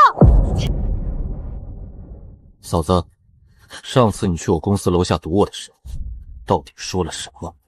需要我当着所有人的面放给你听听吗？我说什么了？我能说什么？你就是个忘恩负义的白眼狼！你说月薪6000不配有房子，这是你的原话。人家虽然也是个穷打工的，条件一塌糊涂，但配你这个28岁一事无成，连个首付都掏不出来的底层人士绰绰有余了。就他那点死工资，在这城市里能干嘛？你一个月尖死累活也就挣个6000块钱，在这个城市里连个水花都砸不出来，你有什么资格挑剔别人？认命吧！你居然留着这种东西？留着，而且不止这一段。你跟我爸说的那些话，我哥在电话里嘲笑我的那些话，我都留着。嫂子，你刚才问我凭什么见死不救？你当初理直气壮地说月薪6000的底层人不配有房子，现在你却跑来找我这个月薪6000的废物借几百万的高利贷，你觉得自己的逻辑说得通吗？我不是以前那个刘鹏了，以前的刘鹏为了那点可笑的亲情会低头，会默默把委屈咽下去，会说嫂子骂的对，但现在的刘鹏不会。你们既然把我当废物，那就别指望我给你们兜底。师傅，这位女士以后绝对不允许她踏入恒隆中心大楼半步。如果她再来堵门或者骚扰其他员工，你们不需要请示，直接报警抓人。明白了，刘总。刘鹏，你个没有心的你会后悔的！你给我等着，我一定会让你后悔的！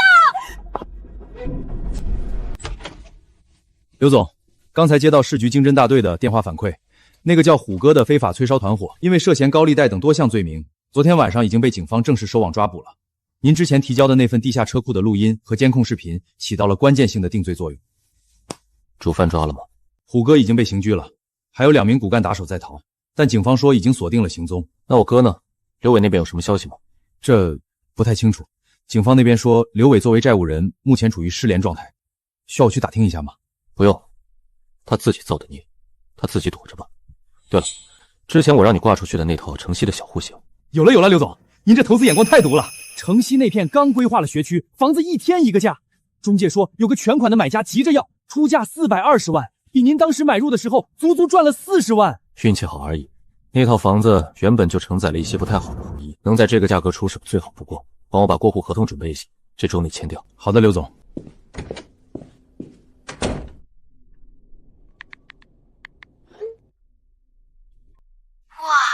一转手就赚了40万，那你可得请客啊，必须狠狠宰你一顿。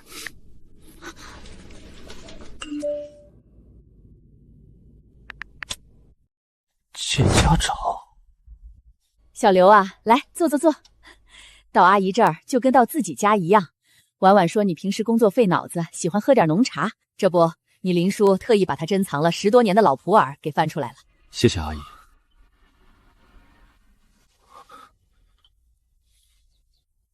听婉婉说，你现在景世资本担任高级合伙人。是的，叔叔，主要负责并购和风投业务线。景世资本可是业内顶尖的大机构，能在那种地方做到合伙人的位置，要扛多大的压力，可想而知。你这年轻人很不简单啊，今年多大了？28了。28，比我们家婉婉正好大1岁。男孩子大一点，成熟稳重，挺好的。小刘啊，听婉婉说，你爸现在并没有跟你住在一起。哎呀，你看我这记性，厨房里还炖着汤呢，你们爷俩先聊着，别管我。阿姨，没事的，阿姨，我妈很早就去世了，我爸现在一个人住在老城区的老房子里，我大哥一家在别的地方，我跟我家里人的关系走得比较远。好端端的父子兄弟，为什么会走得那么远呀？老伴，你让小刘先把茶喝了，家家有本难念的经嘛。叔叔，没关系，我跟家里人的事其实说来话长，简单来说，就是因为利益和偏心。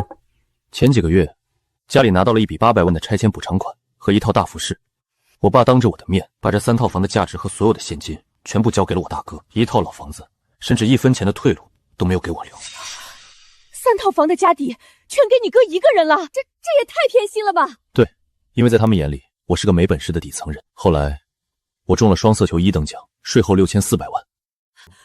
他们查到了这件事，就跑来找我要钱，甚至用我爸装病病危来道德绑架我，逼我替我哥还那几百万的高利贷，我1分钱都没给。妈，这些事儿，刘鹏在相亲刚认识我的时候就告诉我了，我早就知道。我不在乎他跟家里人闹翻，因为错的根本不是他。面对你亲生父亲的落魄，面对亲生大哥被高利贷追杀，你选择袖手旁观，自己心里到底是怎么想的？叔叔，该我尽的义务，我1分都不会少。对于我爸，每月的养老钱我会按最高标准出，生病了住院的费用我也全包，我绝不会让他老无所依。但是，再多就没有了。至于我大哥的赌债和烂账，我绝对不会拿出1分钱去填那个无底洞，哪怕他被逼到绝路，我也绝对不会出手。我的钱干干净净，我不会用我的血汗去为他们的贪婪和偏心买单。好，做人就该有底线，该还的恩情必须还，但不该给的烂账打死也不能给。小刘啊，面对几千万的财富和所谓血缘的骨血，你在这个年纪能把这些事情想得这么明白，做得这么干脆，非常不容易。我就是觉得好端端的一家人闹成这样，骨肉分离的，多可惜啊！阿姨，以前在那个家里，我永远是排在最后面，随时可以被抛弃的那个，就算倾其所有，也换不来一句真心的关怀。但现在不一样了。行了，大过周末的，不说这些沉重的话题了。小刘啊，快尝尝，这可是我藏了10年的老班章，再不喝，浪费了可惜喽。我爸这人平时最严肃、最挑剔了，极少开口夸人。他今天说你不容易会利啊，把你当半个儿子看了。可是，阿姨好像还是有些不太放心。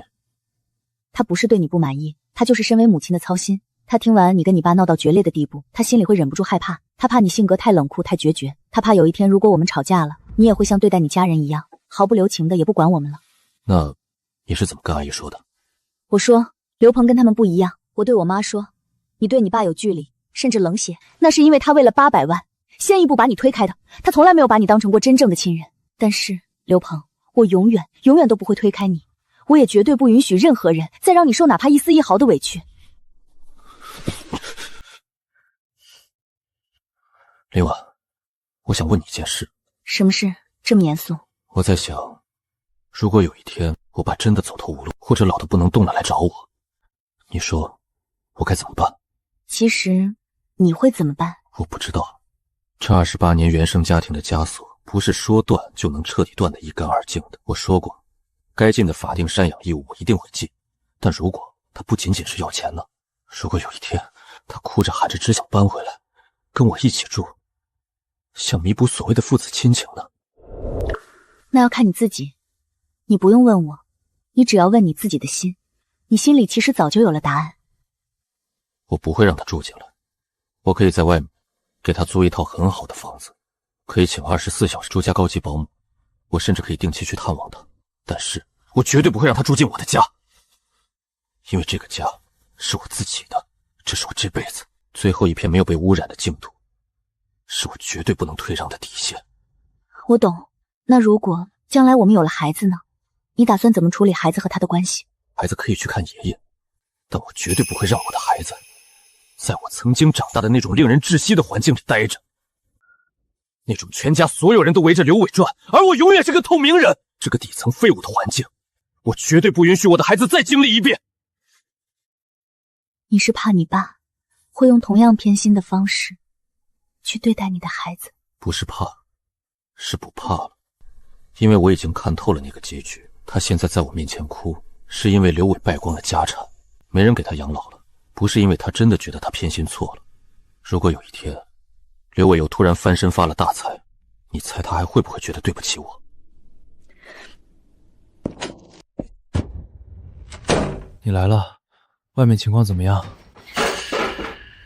虎哥的那个非法催收团伙被市局一锅端了。我知道，但是他手下漏网的人还在四处打听我的下落。找你有屁用？他们现在不敢闹了，警察盯得紧，但是你的债还没完。银行那边今天发了最后通牒，你拿去抵押的那套咱们的婚房，下个月初就要正式走法拍程序了。老头子那个大复式也已经被封了，咱们马上就要彻底成为老赖，连个落脚的狗窝都没有了。知道个啥？你知道刘鹏那个家伙今天干了什么吗？你自己看，你那个好弟弟今天把城西那套小户型布卖了420万，420万啊！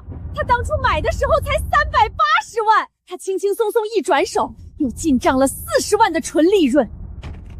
他现在到底有多少钱？卖了城西那套，他那张卡里至少还有6000多万的现金，加上东湖1号那套江景大平层，还有那辆50万的车，他现在的总资产7000万打底。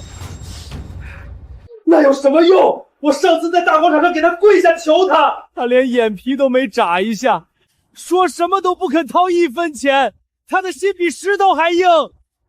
那是因为你求他的方式不对。什么意思？你是不是忘了，你爸那个老东西前几天给他打过电话？打电话又怎么样？他不是早就把话说绝了吗？刘鹏既然答应了给你爸养老，你猜他当时是怎么说的？舅舅前几天说漏嘴了，刘鹏亲口承诺养老的钱他会出最高标准，生病了他也会管，但再多就没有了，他绝不跟你爸住在一起。最高标准？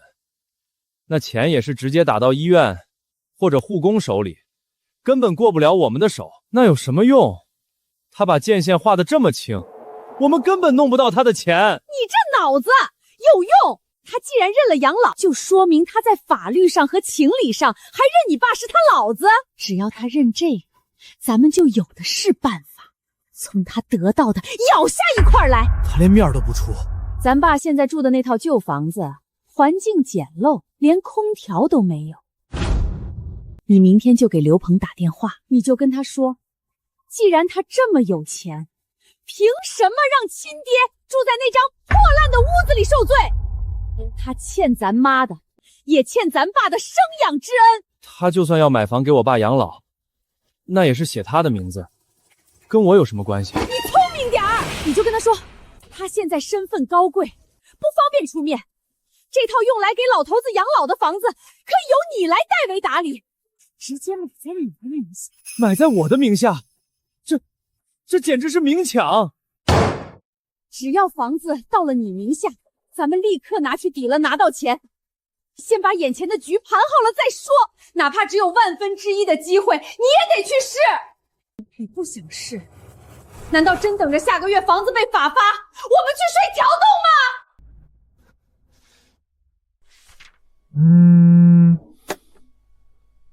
哥，小鹏啊，我听说你把城西那套小房子卖了，420万，赚了不少啊，恭喜！你打电话来，如果只是为了恭喜我，大可不必。我想跟你谈谈爸的事儿。爸的事，我已经当面跟他说得很清楚了。法定养老我管，钱我出，除此之外，没有任何可谈的。你那叫管吗？你让他一个60多岁的老人住在那种连暖气都没有的老房子里，冬天漏风，夏天漏雨，这叫管？你卡里现在有6000多万的现金，给他买套稍微好点的新房子养老，不行吗？这可是你的亲爹。小鹏，我知道你现在身份不一样了，工作也忙，给爸买养老房的事儿，你不用亲自出面，你把钱转给我，我来操办。为了避免以后的麻烦，这套房子直接登记在我的名下，就当是我替你尽这份孝心了。你只要出个200-300万首付就行，剩下的贷款我自己还，你看怎么样？你要我花几百万给爸买套房子养老，然后产权登记在你的名下？对啊，我是长子，房子写我名下最理所当然了。你确定你只是想替我尽孝心，而不是想拿着这套写着你名字的新房子转身就去抵押套算，用来还你的高利贷烂账？小鹏，你别把人想得那么坏，我是你亲哥，我怎么会利用爸来骗你的房子？我是真真切切在为爸的晚年考虑啊。哥，上次在广场上你跪在地上求我救命的时候，一转身你就把我的车牌号和公司的具体地址卖给了那个要砍你手脚的虎哥。那一刻起，我就不再信你说的任何一个字，哪怕连一个标点符号都不信。是因为我被逼得走投无路了。你手里捏着6000多万的现金，你哪怕只是施舍我一点点，我也不会走到那一步。我除了把你卖了换取3天时间，我还能怎么办？是你见死不救逼我的。刘伟，你给我听清楚了，你欠的那几百万高利贷是你自己跑去地下赌场输掉的，你名下的那3套房子是你自己为了翻本做生意亏掉的。你不是走投无路，你是自己亲手把所有的退路都堵死了，然后你反过来怪我不给你开路，你简直无耻到了极点。这是我最后一次接你的电话，我再说最后一遍，爸的法定养老我会管，但我出的每一分钱都绝对不会经过你的手。你想用爸的名义来套我的钱，买房子洗白债，这个极其愚蠢的方案，我不接受，这辈子都不可能接受。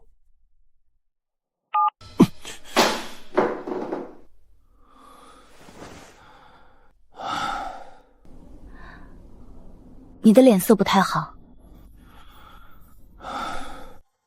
刚才刘伟又给我打电话了，他大言不惭地要求我给老头子买套新房子养老，而且房子还必须买在他刘伟的名下。买在他名下，这太荒唐了！你怎么说的？我极其明确地告诉他，我不接受，并且直接把他的号码拉进了黑名单。他那种走投无路的人被拉黑了，肯定还会用其他号码再打的，甚至会去骚扰你爸。我知道，但不管他打多少次，怎么作妖，我的答案都只有一个，我不会给他哪怕1分钱。刘鹏，你有没有想过，万一他真的被高利贷逼得走投无路，做出什么极端的事来呢？想过，但我不能因为怕他做傻事，就纵容他用我爸的名字来骗我的房子。这种人贪欲是没有底线的。这次如果我妥协，给他买了一套房子，下次他就会要2套，再下次他就会要我的全部身家。去填他的无底洞。你有没有把这些顾虑跟舅舅说过？说了，舅舅对他的评价极其精准。舅舅说，刘伟这个人小时候偷我的游戏机死活不还，长大了理直气壮地把着我该得的800万拆迁款，连眼都不眨。舅舅说，刘伟这不是坏，他是骨子里就觉得我的东西就理所应当是他的。对付这种骨子里带着吸血基因的人，你给多少他都不会满足。舅舅看人真的挺准的，以后我们过好自己的日子就行了。爸，您还有心思在这睡觉呢？爸，我真不是在挑拨离间，我是替您不值啊！您辛辛苦苦养了他28年，他现在发了天大的横财，手里捏着6000多万，却让您住在这个冬天漏风、夏天漏雨的破房子里，连个像样的家电都不给您买。你上次让刘伟去要房子，不是也没用吗？他那个白眼狼现在根本不接电话。那是因为刘伟没整对方法。爸，我托人打听到了一个绝对可靠的消息，刘鹏下个月要结婚了。结婚？跟谁？还能跟谁？就是我当初故意找来羞辱他的那个穷光蛋林婉。听说两人不仅好上了，刘鹏连人家爸妈都见过了。他结婚这么大的事儿，居然连跟我提都不提一句。他不跟您说的事儿多了去了，但是爸，结婚可是人生大事，您是他亲生父亲，他要是办婚礼还能有胆子不让您这个亲爸去做主座？爸，您想想看，婚礼那天高朋满座，往那主桌上一坐，当着他所有同事朋友的面儿，当着林婉父母的面儿，您只要摆出老父亲的架子，当众哭一哭，说几句想要一套新房子安度晚年的软话，他刘鹏能拉得下脸？他敢当着几百号人的面儿拒绝自己的亲爹？只要他一松口答应给您买房，这事儿就在所有人面前敲定了。到时候房子一到手，咱们一家人的死局不就盘活了吗？你们还嫌把小鹏害得不够惨吗？你们这是要把他一辈子的大事给毁了！爸，你到底是向着谁呀？可今天我都快被人砍死了，你难道眼睁睁看着您的大儿子去死吗？你要是今天不答应带我们去，我现在就死给你看！刘鹏，你来看看这个户外樱花草坪怎么样？下个月中旬，刚好是樱花开的最好的时候，照片拍出来肯定很漂亮。预算大概多少？场地费加上全部的花艺布置，大概3万块，在市区的顶级场地里，算是不错的性价比了。那就定这个。你这么爽快，不砍砍价呀？婚礼只有一次，不是用来砍价的。只要你喜欢，预算上不封顶。刘鹏，有件事我得提前问问你，你爸那边你打算怎么办？什么怎么办？婚礼上，你请不请他？我想过请他，他毕竟是长辈。但是如果请了他，王艳和刘伟绝对会像水蛭一样跟着来。如果不请他，他肯定会从别人嘴里知道，到时候一旦闹起来，更难收场。所以呢？请，但我有条件，只请他一个人。刘伟和王艳绝对不能踏进婚礼现场半步。你觉得就凭王艳那种为了钱连脸都不要的性格，他们会乖乖听你的话吗？他们当然不会，所以我每一个环节都做好了最坏的打算和应对方案。第一种可能，我爸在婚礼上当众哭穷，用孝道来道德绑架我要房子，我会让司仪立刻切断他的麦克风，给他递纸巾，然后把他请到休息室。第二种可能，王艳像疯狗一样冲进现场撒泼闹事，我已经跟安保公司签了最高级别的安保协议，只要他敢出现，保安会直接把他拖出去，甚至报警。第三种可能，刘伟在门口堵我，死皮赖脸的要钱，我会让舅舅直接出面把他轰走。你连这些都排练好了呀？不是排练，我知道他们现在走投无路，绝对不会放过婚礼这个能够裹挟我的大好机会，我不能让他们毁了你这辈子最重要的一天。那你有没有准备一个环节，在婚礼上我们俩自己可以开开心心的？这个不用准备，只要那天你穿着婚纱站在我身边，我就开心。只要你在，我就开心。小鹏，你真的觉得王艳和刘伟现在那个像疯狗一样的状态会硬闯你的婚礼现场？他们一定会。可是婚礼那天安保那么严，他们难道连命都不要了？刘伟现在被高利贷逼的像阴沟里的老鼠，人在走投无路的时候是没有任何底线可言的。他们现在唯一的翻盘希望就是从我这里撕开一道口子。你的意思是，他们真敢当着那么多大人物的面把事情做绝？我的婚礼有我岳父岳母在场，有我公司的领导和无数商界客户，在他们看来，这是对我进行道德绑架，逼我掏钱的最佳行程。只要他们能混进去，绝对会大闹一场。所以，我希望那天你能全权负责主桌的秩序。如果王艳真的利用我爸混进了现场撒泼，我需要您帮我稳住局面，直接让保安动手，绝对不能让我岳父一家下不来台。小鹏，你放心，舅舅这辈子窝囊没求过人，但这次为了你，我也绝不怕谁。婚礼那天，就死死地坐在你爸旁边盯着他。谁要是敢在这个节骨眼上毁了你一辈子的大事，拼了这条老命，也第一个站起来把他们轰出去。但放手永远不如主动出击。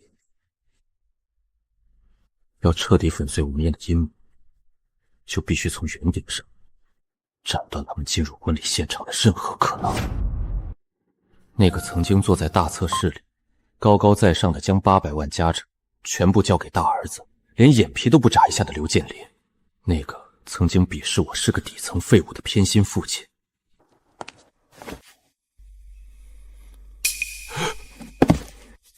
小鹏，你怎么到这儿来了？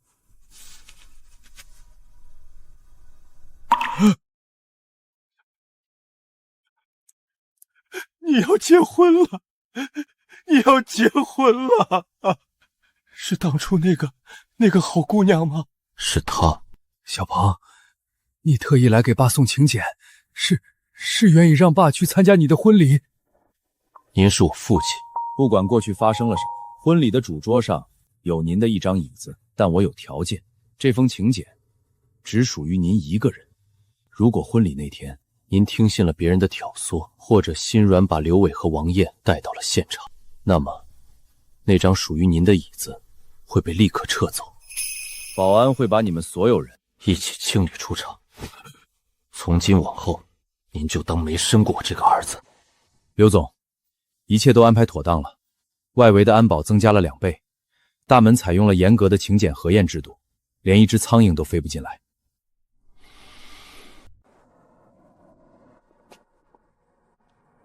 小刘，我把我这辈子最大的宝贝交给你了，你们俩一定要好好的。爸，您放心，我会用我的生命去爱他，护他。放开我！我是新郎的亲嫂子，你们这群看门狗凭什么拦我？爸，你跑什么？你儿子飞黄腾达了，咱们一家人来吃喜酒，天经地义。王艳，你还要不要脸了？今天是什么日子？你给我滚出去！舅舅，你少在这儿装什么大家长！各位老板，各位亲戚朋友，你们都来看看啊！看看这个衣冠楚楚的伪君子，花着几百万在这里办奢华婚礼，开着豪车，住着豪宅，可是他亲爹现在却在城中村里捡垃圾。他亲哥被高利贷逼的连家都不敢回，他一个人独吞了我们刘家所有的财产，他就是个六亲不认的白眼狼。什么？独吞家产，还打他老父？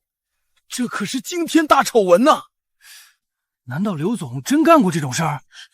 老林怎么能任由他在大庭广众之下这么污蔑小刘？我们脸面往哪儿放啊？别急，小刘敢请这么多人，就肯定能处理好。你给我住嘴！在乱说什么？来人，把他赶走！让他说，既然你今天非要当着这么多人的面把家底公开，好，那我成全你。各位，既然我这位钱大嫂提到了独吞家产，大家可以看一下屏幕左边的这份银行流水。去年8月10日晚上8点，我父亲刘建国先生亲手将一笔800万的拆迁补偿款，以及一套价值数百万的房产过户协议，全部转入了我大哥刘伟的账户。当时，我的这位钱大嫂指着我的鼻子告诉我，我是一个月薪6000的底层废物，不配在这个家里拥有1分钱资产。然后，他们一家人其乐融融的将身无分文的我赶出了家门。你胡说！你后来明明有钱了。是，我有钱。大家再看看这份福利彩票发行中心的兑奖咬税证明。8月11日上午9点，也就是我被赶出家门的第2天，我去兑换了一张我早就买好的彩票，到手6400万。也就是说，在你们把800万全部拿走，自以为占尽了利益的时候，我的卡里完完整整存着6000多。真是捡了芝麻丢了西瓜，为了800万把身家6000万的亲弟弟赶出去，怎么好意思闹？后来，我那个拿着800万现金和房子的大哥去做所谓的大生意，不到半年被骗得倾家荡产，还欠了一屁股债。而现在，这个指责我冷血的女人，正试图用这种下三滥的手段，逼我拿出我自己的6400万去替他们还赌债。保安，把这个无关紧要的人给我扔出庄园，如果他敢再反抗，直接以旧治安。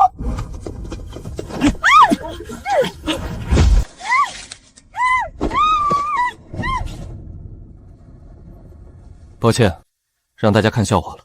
现在，婚礼继续。小鹏，爸没想闹事儿，是你嫂子她非要拉着我往里冲。爸要是知道他存了这种歹毒的心思，打死我也不会跟他一起来呀。我知道不是您的本意，如果是您存心想闹，刚才保安就不只是请他一个人出去了。小鹏，爸今天看到你成家了，看到你身边有个那么好的姑娘陪着，爸这心里真的替你高兴。以后爸绝对不来打扰你们，爸就待在那个老房子里，每个月有口饭吃就行了。小鹏，你以后出门一定要小心点啊，多带几个保镖在身边。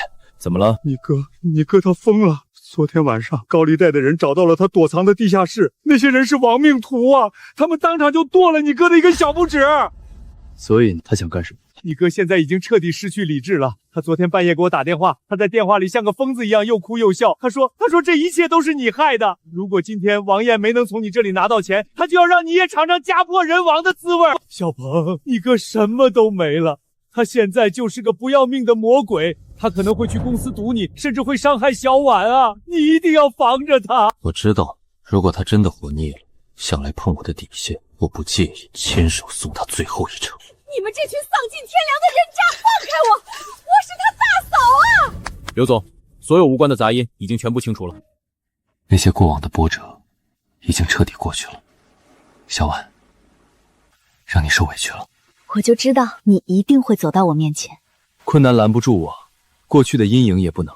现在的我，只属于你。在蓝天与大海的见证下，我宣告你们正式成为夫妻。新郎，你现在可以亲吻你美丽的新娘了。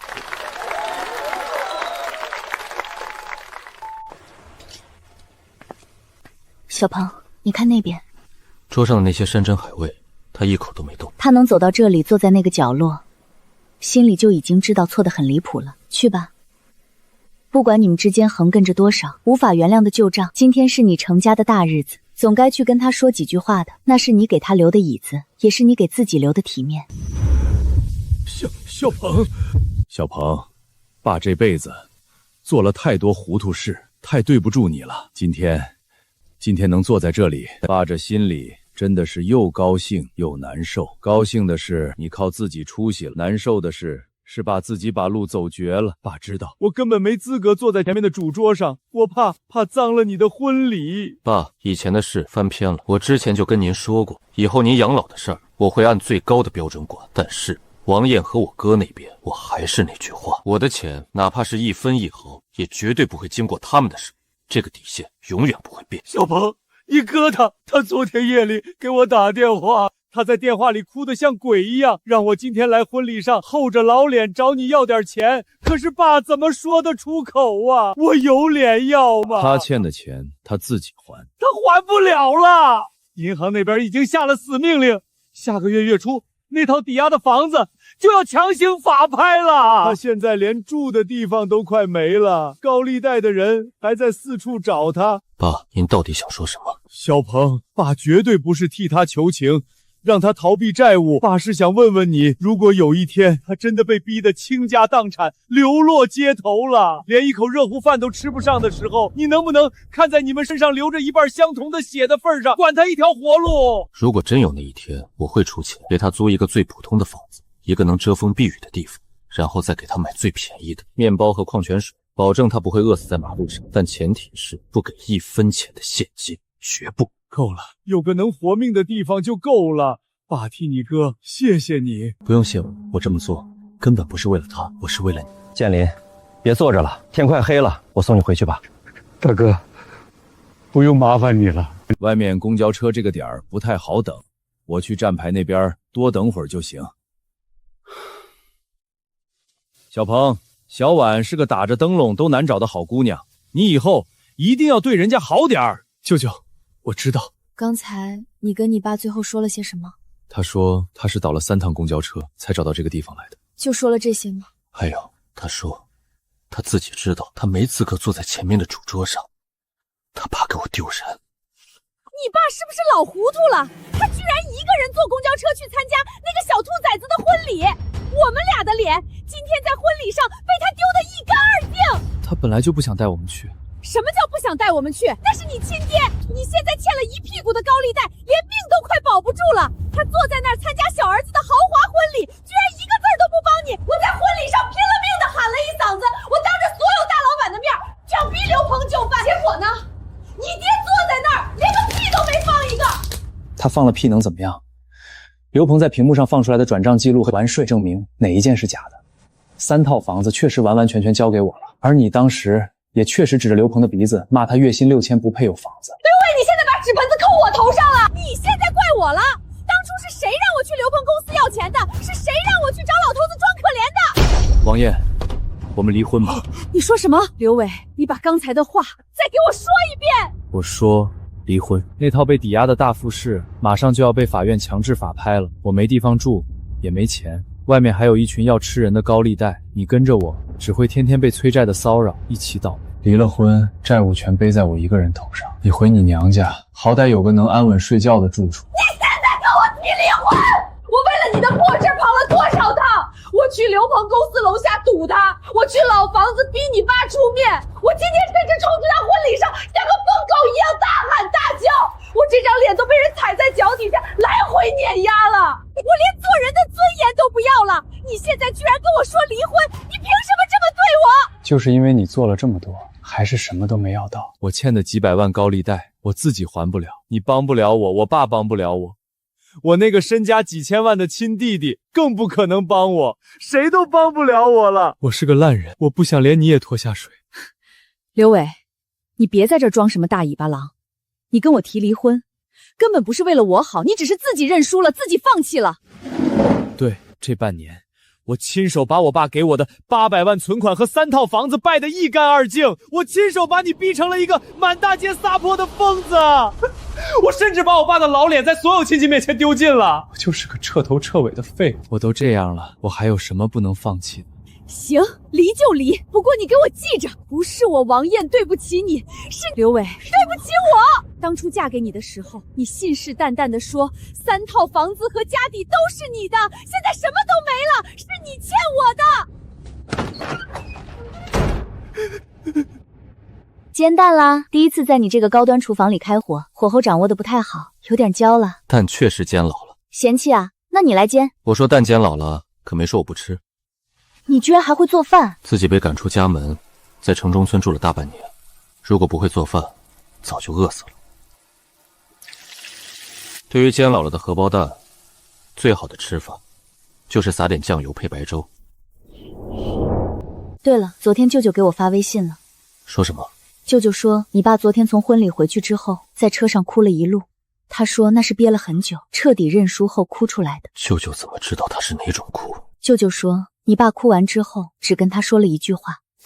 他说他前半辈子对不起你，后半辈子就死在那个老房子里，绝对不去拖累你。就这一句。刘总，您之前让我留意的私事有最终结果了。您大哥刘伟名下的最后一套房产，因为资不抵债，昨天上午已经完成了线上法拍，扣除掉银行的优先受偿权，剩下的钱连高利贷的零头都填不上。他人呢？成了终身老赖，银行卡、微信全被冻结。我们的人昨天晚上在郊区的一个地下黑网吧看到了他，听说他现在连个10块钱的盒饭都买不起，晚上就睡在网吧的联排沙发上躲债。撤掉所有关注他的人手，他既然喜欢赌，那网吧的沙发就是他最好的归宿。以后他的死活不用再向我汇报。明白。另外，关于您父亲所在的那个城中村，市建委今天早上刚出了公告，那片老破小因为存在严重的安全隐患，今年冬天可能会进行紧急清退。老人家那边，小周，你去远郊的安置房小区找一套面积最小的单身公寓，30平米左右就行，用我们公司旗下的第三方空壳信托机构把它买下来，只通最基础的水电，不要买任何多余的家具。您是打算给老太爷备着？对，但记住，只要那个老破小的屋顶还没塌，只要他还没被赶到大街上，这套房子的存在就绝对不能让他知道。这只是防止他冻死在街头的最后一道防火墙，不是让他拿去改善生活的。是，我马上办。刘总，董事长刚才来电，集团准备人备在香港设立亚太区并购总部，需要一位手腕极强的合伙人过去坐镇，为期4个月。董事长说，如果您能把维多利亚港的那个110项目吃下来，年底回总部，直接进董事会，升任集团执行副总裁。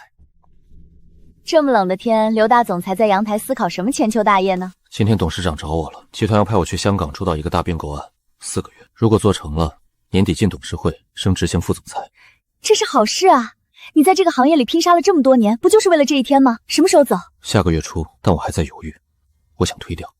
为什么？因为我把你一个人留在这里4个月，我不放心。刘伟现在已经被逼到睡地下网吧了，这种走投无路的烂人，我怕他突然发疯来找你的麻烦。还有老头子，万一出了什么变故，所有的压力都要你一个人来扛。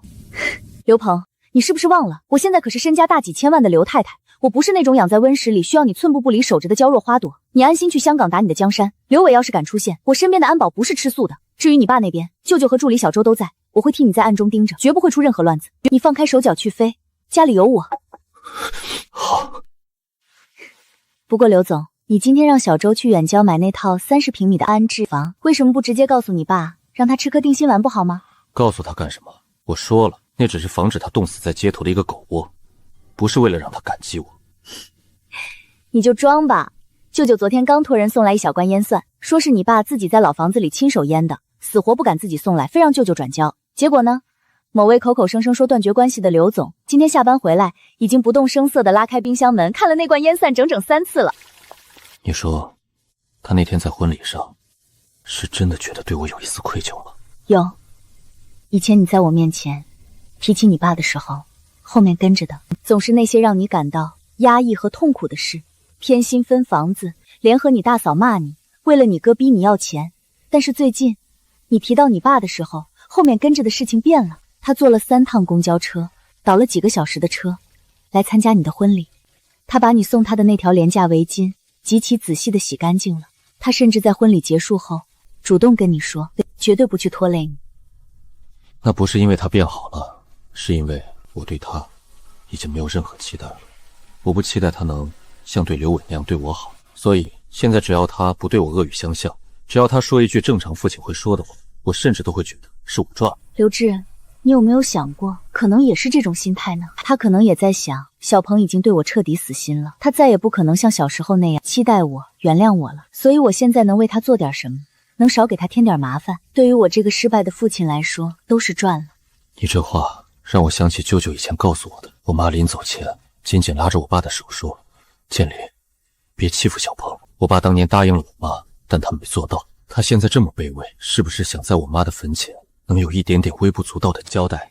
也许吧，也许他只是想在自己还活着的时候，把欠你的父爱用他最笨拙的方式稍微补回来一点。他补不回来的，但至少他现在能做的改变我都看见了。那就足够了呀，你不是早就说过了吗？他想要的那种会承欢膝下、其乐融融的儿子，从来都不是你。但是刘鹏，你可以做你能做的那种儿子呀。法定养老，只管出钱的那种。对，法定养老出钱的那种。还有，允许他坐3趟公交车，坐在最后一排参加你婚礼的那种。对了，公司去香港那个亚太区并购项目我接了。太好了4个月后你凯旋归来，就是大名鼎鼎的景世资本执行副总裁了。4个月后回来，我先把你上次说的那个蜜月连本带利的补上。去哪儿啊？去哪儿你选，想去哪儿都行。我那张卡里扣掉给你准备的婚前资产，还干干净净的躺着大几千万，足够买2张去全世界任何地方的头等舱机票。那我可得好好规划一下，我想去的地方可有点多呢。慢慢想，4个月足够你想了。刘总，香港那个100亿并购项目的最终验收报告出来了，亚太区市场拓展指标超额完成。董事长说，下周1的董事会上正式宣布您进入集团核心决策层。放那儿吧。对了，我爸那边最近怎么样？上周太太去城尊村看过老太爷了，老房子那边暂时没什么大问题，老太爷精神状态还不错。另外，您之前吩咐找的那套城东的1室1厅，我已经让人彻底打扫干净了，月租1500，押1付3，合同直接签了3年。这是城东那套备用公寓的钥匙，这一把给您留着，另一把我已经给舅舅送过去了。告诉舅舅，一旦老破小遇到拆迁清退，随时可以带老太爷住进去。我哥呢？他有消息吗？有，他现在在城北的一个建筑工地上打零工，每天搬砖和扎钢筋，住在极其简陋的几十人集体工棚里。我查过，他没有在碰。确定？非常确定。工地的包工头是我一个远房亲戚，我特意让他暗中盯着的。他说刘伟现在干活还算卖力，就是整个人变得极其木讷，不爱说话，每天下了工就直接回工棚躺着，哪儿也不去，连酒都不喝了。你帮我约一下他吧，就这2天。好的，刘总，我以什么名义去约他？你跟他说，他弟弟刘鹏请他吃顿饭。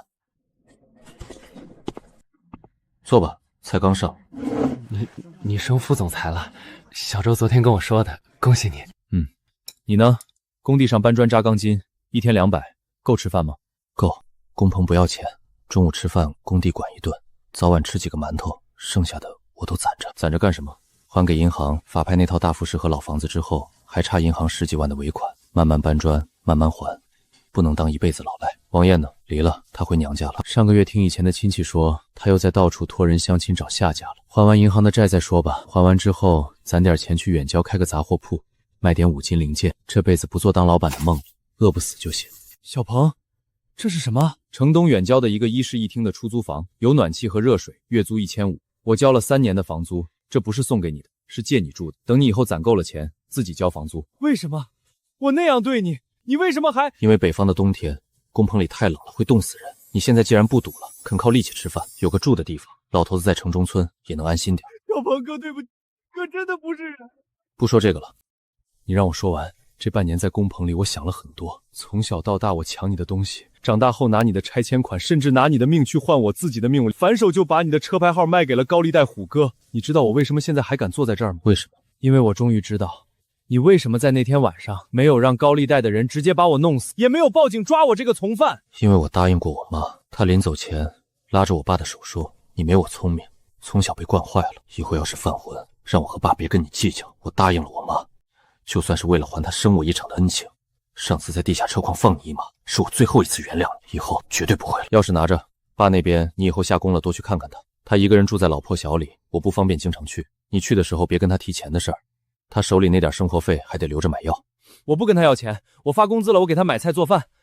爸，我回来了。爸，工地今天发了半个月的工资，我买了点新鲜排骨和青菜，排骨给您炖汤补补身子，青菜炒着吃。小伟啊，以后千万别再跟小鹏耍什么心眼要什么东西了。我知道，爸，我现在的债我自己背，我早就没脸再去打扰他的生活了。以前都是爸糊涂，总觉得你是长子，家底就该全留给你。从小到大，小鹏连一件像样的新衣服都没有过。那年冬天，你嫌后不肯穿的那件新棉袄，他冻得手上长了蹦疮来求我，我都没给他。现在想想，我那个时候真不是个人啊！爸，别说了。爸，您这几天天天拿着刻刀削木头，是在雕什么东西呢？是一匹小木马。小婉怀孕了，你不知道吗？怀孕了？什么时候的事儿？上个月你舅舅告诉我的，预产期在明年春天。我就想着亲手给孩子雕个小木马，就当是我这个当爷爷的给孙子的一点心意。那小鹏知道吗？不知道，我也不打算告诉他。雕好了之后，我让你舅舅带过去，就说是舅舅在商场里买的玩具。您为什么不自己给他？给不了了，我是他的法定父亲，但他绝对不认我是那种能跟他其乐融融特别亲的亲爹。我去他婚礼上，安安静静地坐在最后一排，他没赶我走，我已经很知足了，够了。书上说，孕中期胎儿的听力开始发育，建议准爸爸每天和胎儿说说话，至少15分钟。那你现在就跟他聊聊呗。你好，我是你爸，你妈为了生你现在很辛苦，等你出来之后，你最好先给她道个歉，以后还得好好孝顺她，不然我可是会削你的。哪有你这样跟宝宝说话的？你跟个还没出世的婴儿说这个干什么呀？先礼后兵嘛。舅舅今天上午来公司找我了。舅舅，什么事啊？舅舅说，有人托他带样东西过来，是给咱们孩子的。你爸做的？舅舅说，这是他在商场专柜里买的高档手工玩具。舅舅的眼光真好，这个木马打磨得这么光滑，做他的人一定花了很多很多的心血。他没有原谅，但也不再计较了。您不抱抱他再走吗？6斤8两，真好，真好啊！这鼻子，这眉骨，简直和小鹏你小时候一模一样。小鹏、小婉，爸这就走了，你们好好过日子，爸就在那个老房子里待着，绝对不会再来打扰你们的生活了。只要你们平平安安的，爸这辈子也就没遗憾了。刘总，您让我关注的那2个人都已经彻底尘埃落定了。说，王艳和刘伟离婚后，拿着仅剩的几万块钱回了娘家，因为习惯了以前大手大脚的日子，她娘家人极其嫌弃她。上个月，她迫不及待地改嫁了，嫁给了一个开5金店的2婚男人。听说那个男人是个极其抠门且有家暴倾向的酒鬼。王艳现在过得极其鸡飞狗跳，连买件新衣服都要看人脸色。那刘伟呢？刘伟现在就住在城东那套1500的出租房里，他彻底认命了。白天在城北的建筑工地搬砖，晚上收工后就在夜市摆地摊，帮人修二手手机和废旧电器。他每个月把挣来的血汗钱，除了留下几百块钱买馒头咸菜，一半打进法院账户慢慢还债，另一半全给老太爷买药买菜了，整个人变得极其沉默寡言，再也没有以前眼高手低的样子了。知道了，以后不用再汇报他们的事了，所有的账到此为止。在想什么呢，刘副总裁？在想，这一切都像梦一样。婉婉，明天我就休年假了，去冰岛看极光的机票和酒店我已经全部安排好了。真的？可是你香港那个100亿并购案刚落锤，集团又刚成立亚太区，你现在刚升执行副总，不是应该最忙的时候吗？董事会能放你走？香港最难打的仗我已经打完了，剩下的收尾工作让底下的人去头疼就行了。我临去香港前答应过4个月后回来，第一件事就是补上咱们的蜜月，再大的生意也没有陪我老婆看极光重要。堂堂景世资本的执行副总裁，现在说起情话来，真是越来越驾轻就熟了。我可是记得某人第一次在咖啡店跟我相亲的时候，全程冷着一张脸，简直像个木头。要不是那件起球的灰短袖，我怎么能试出我太太是个连6000块死工资都不嫌弃的无价之宝？我可没说不嫌弃啊，我那时候就在想，这人虽然穷了点儿，但长得还挺帅，三观又正，大不了我辛苦点儿，带回家养着也不亏。那是我的荣幸，不过现在刘太太不用辛苦养我了，以后的余生换我来养你和初初。初初刚才睡着的时候，小手还紧紧抓着你昨晚给他买的那个毛绒小熊呢。刘鹏，我们现在真的有了一个完完整整的家了。曾经我以为那张彩票是我这辈子最大的底气和运气，但现在我才彻底明白，我怀里的林婉才是我那坎坷苦难的前半生里命运对我最慷慨最无价的补偿。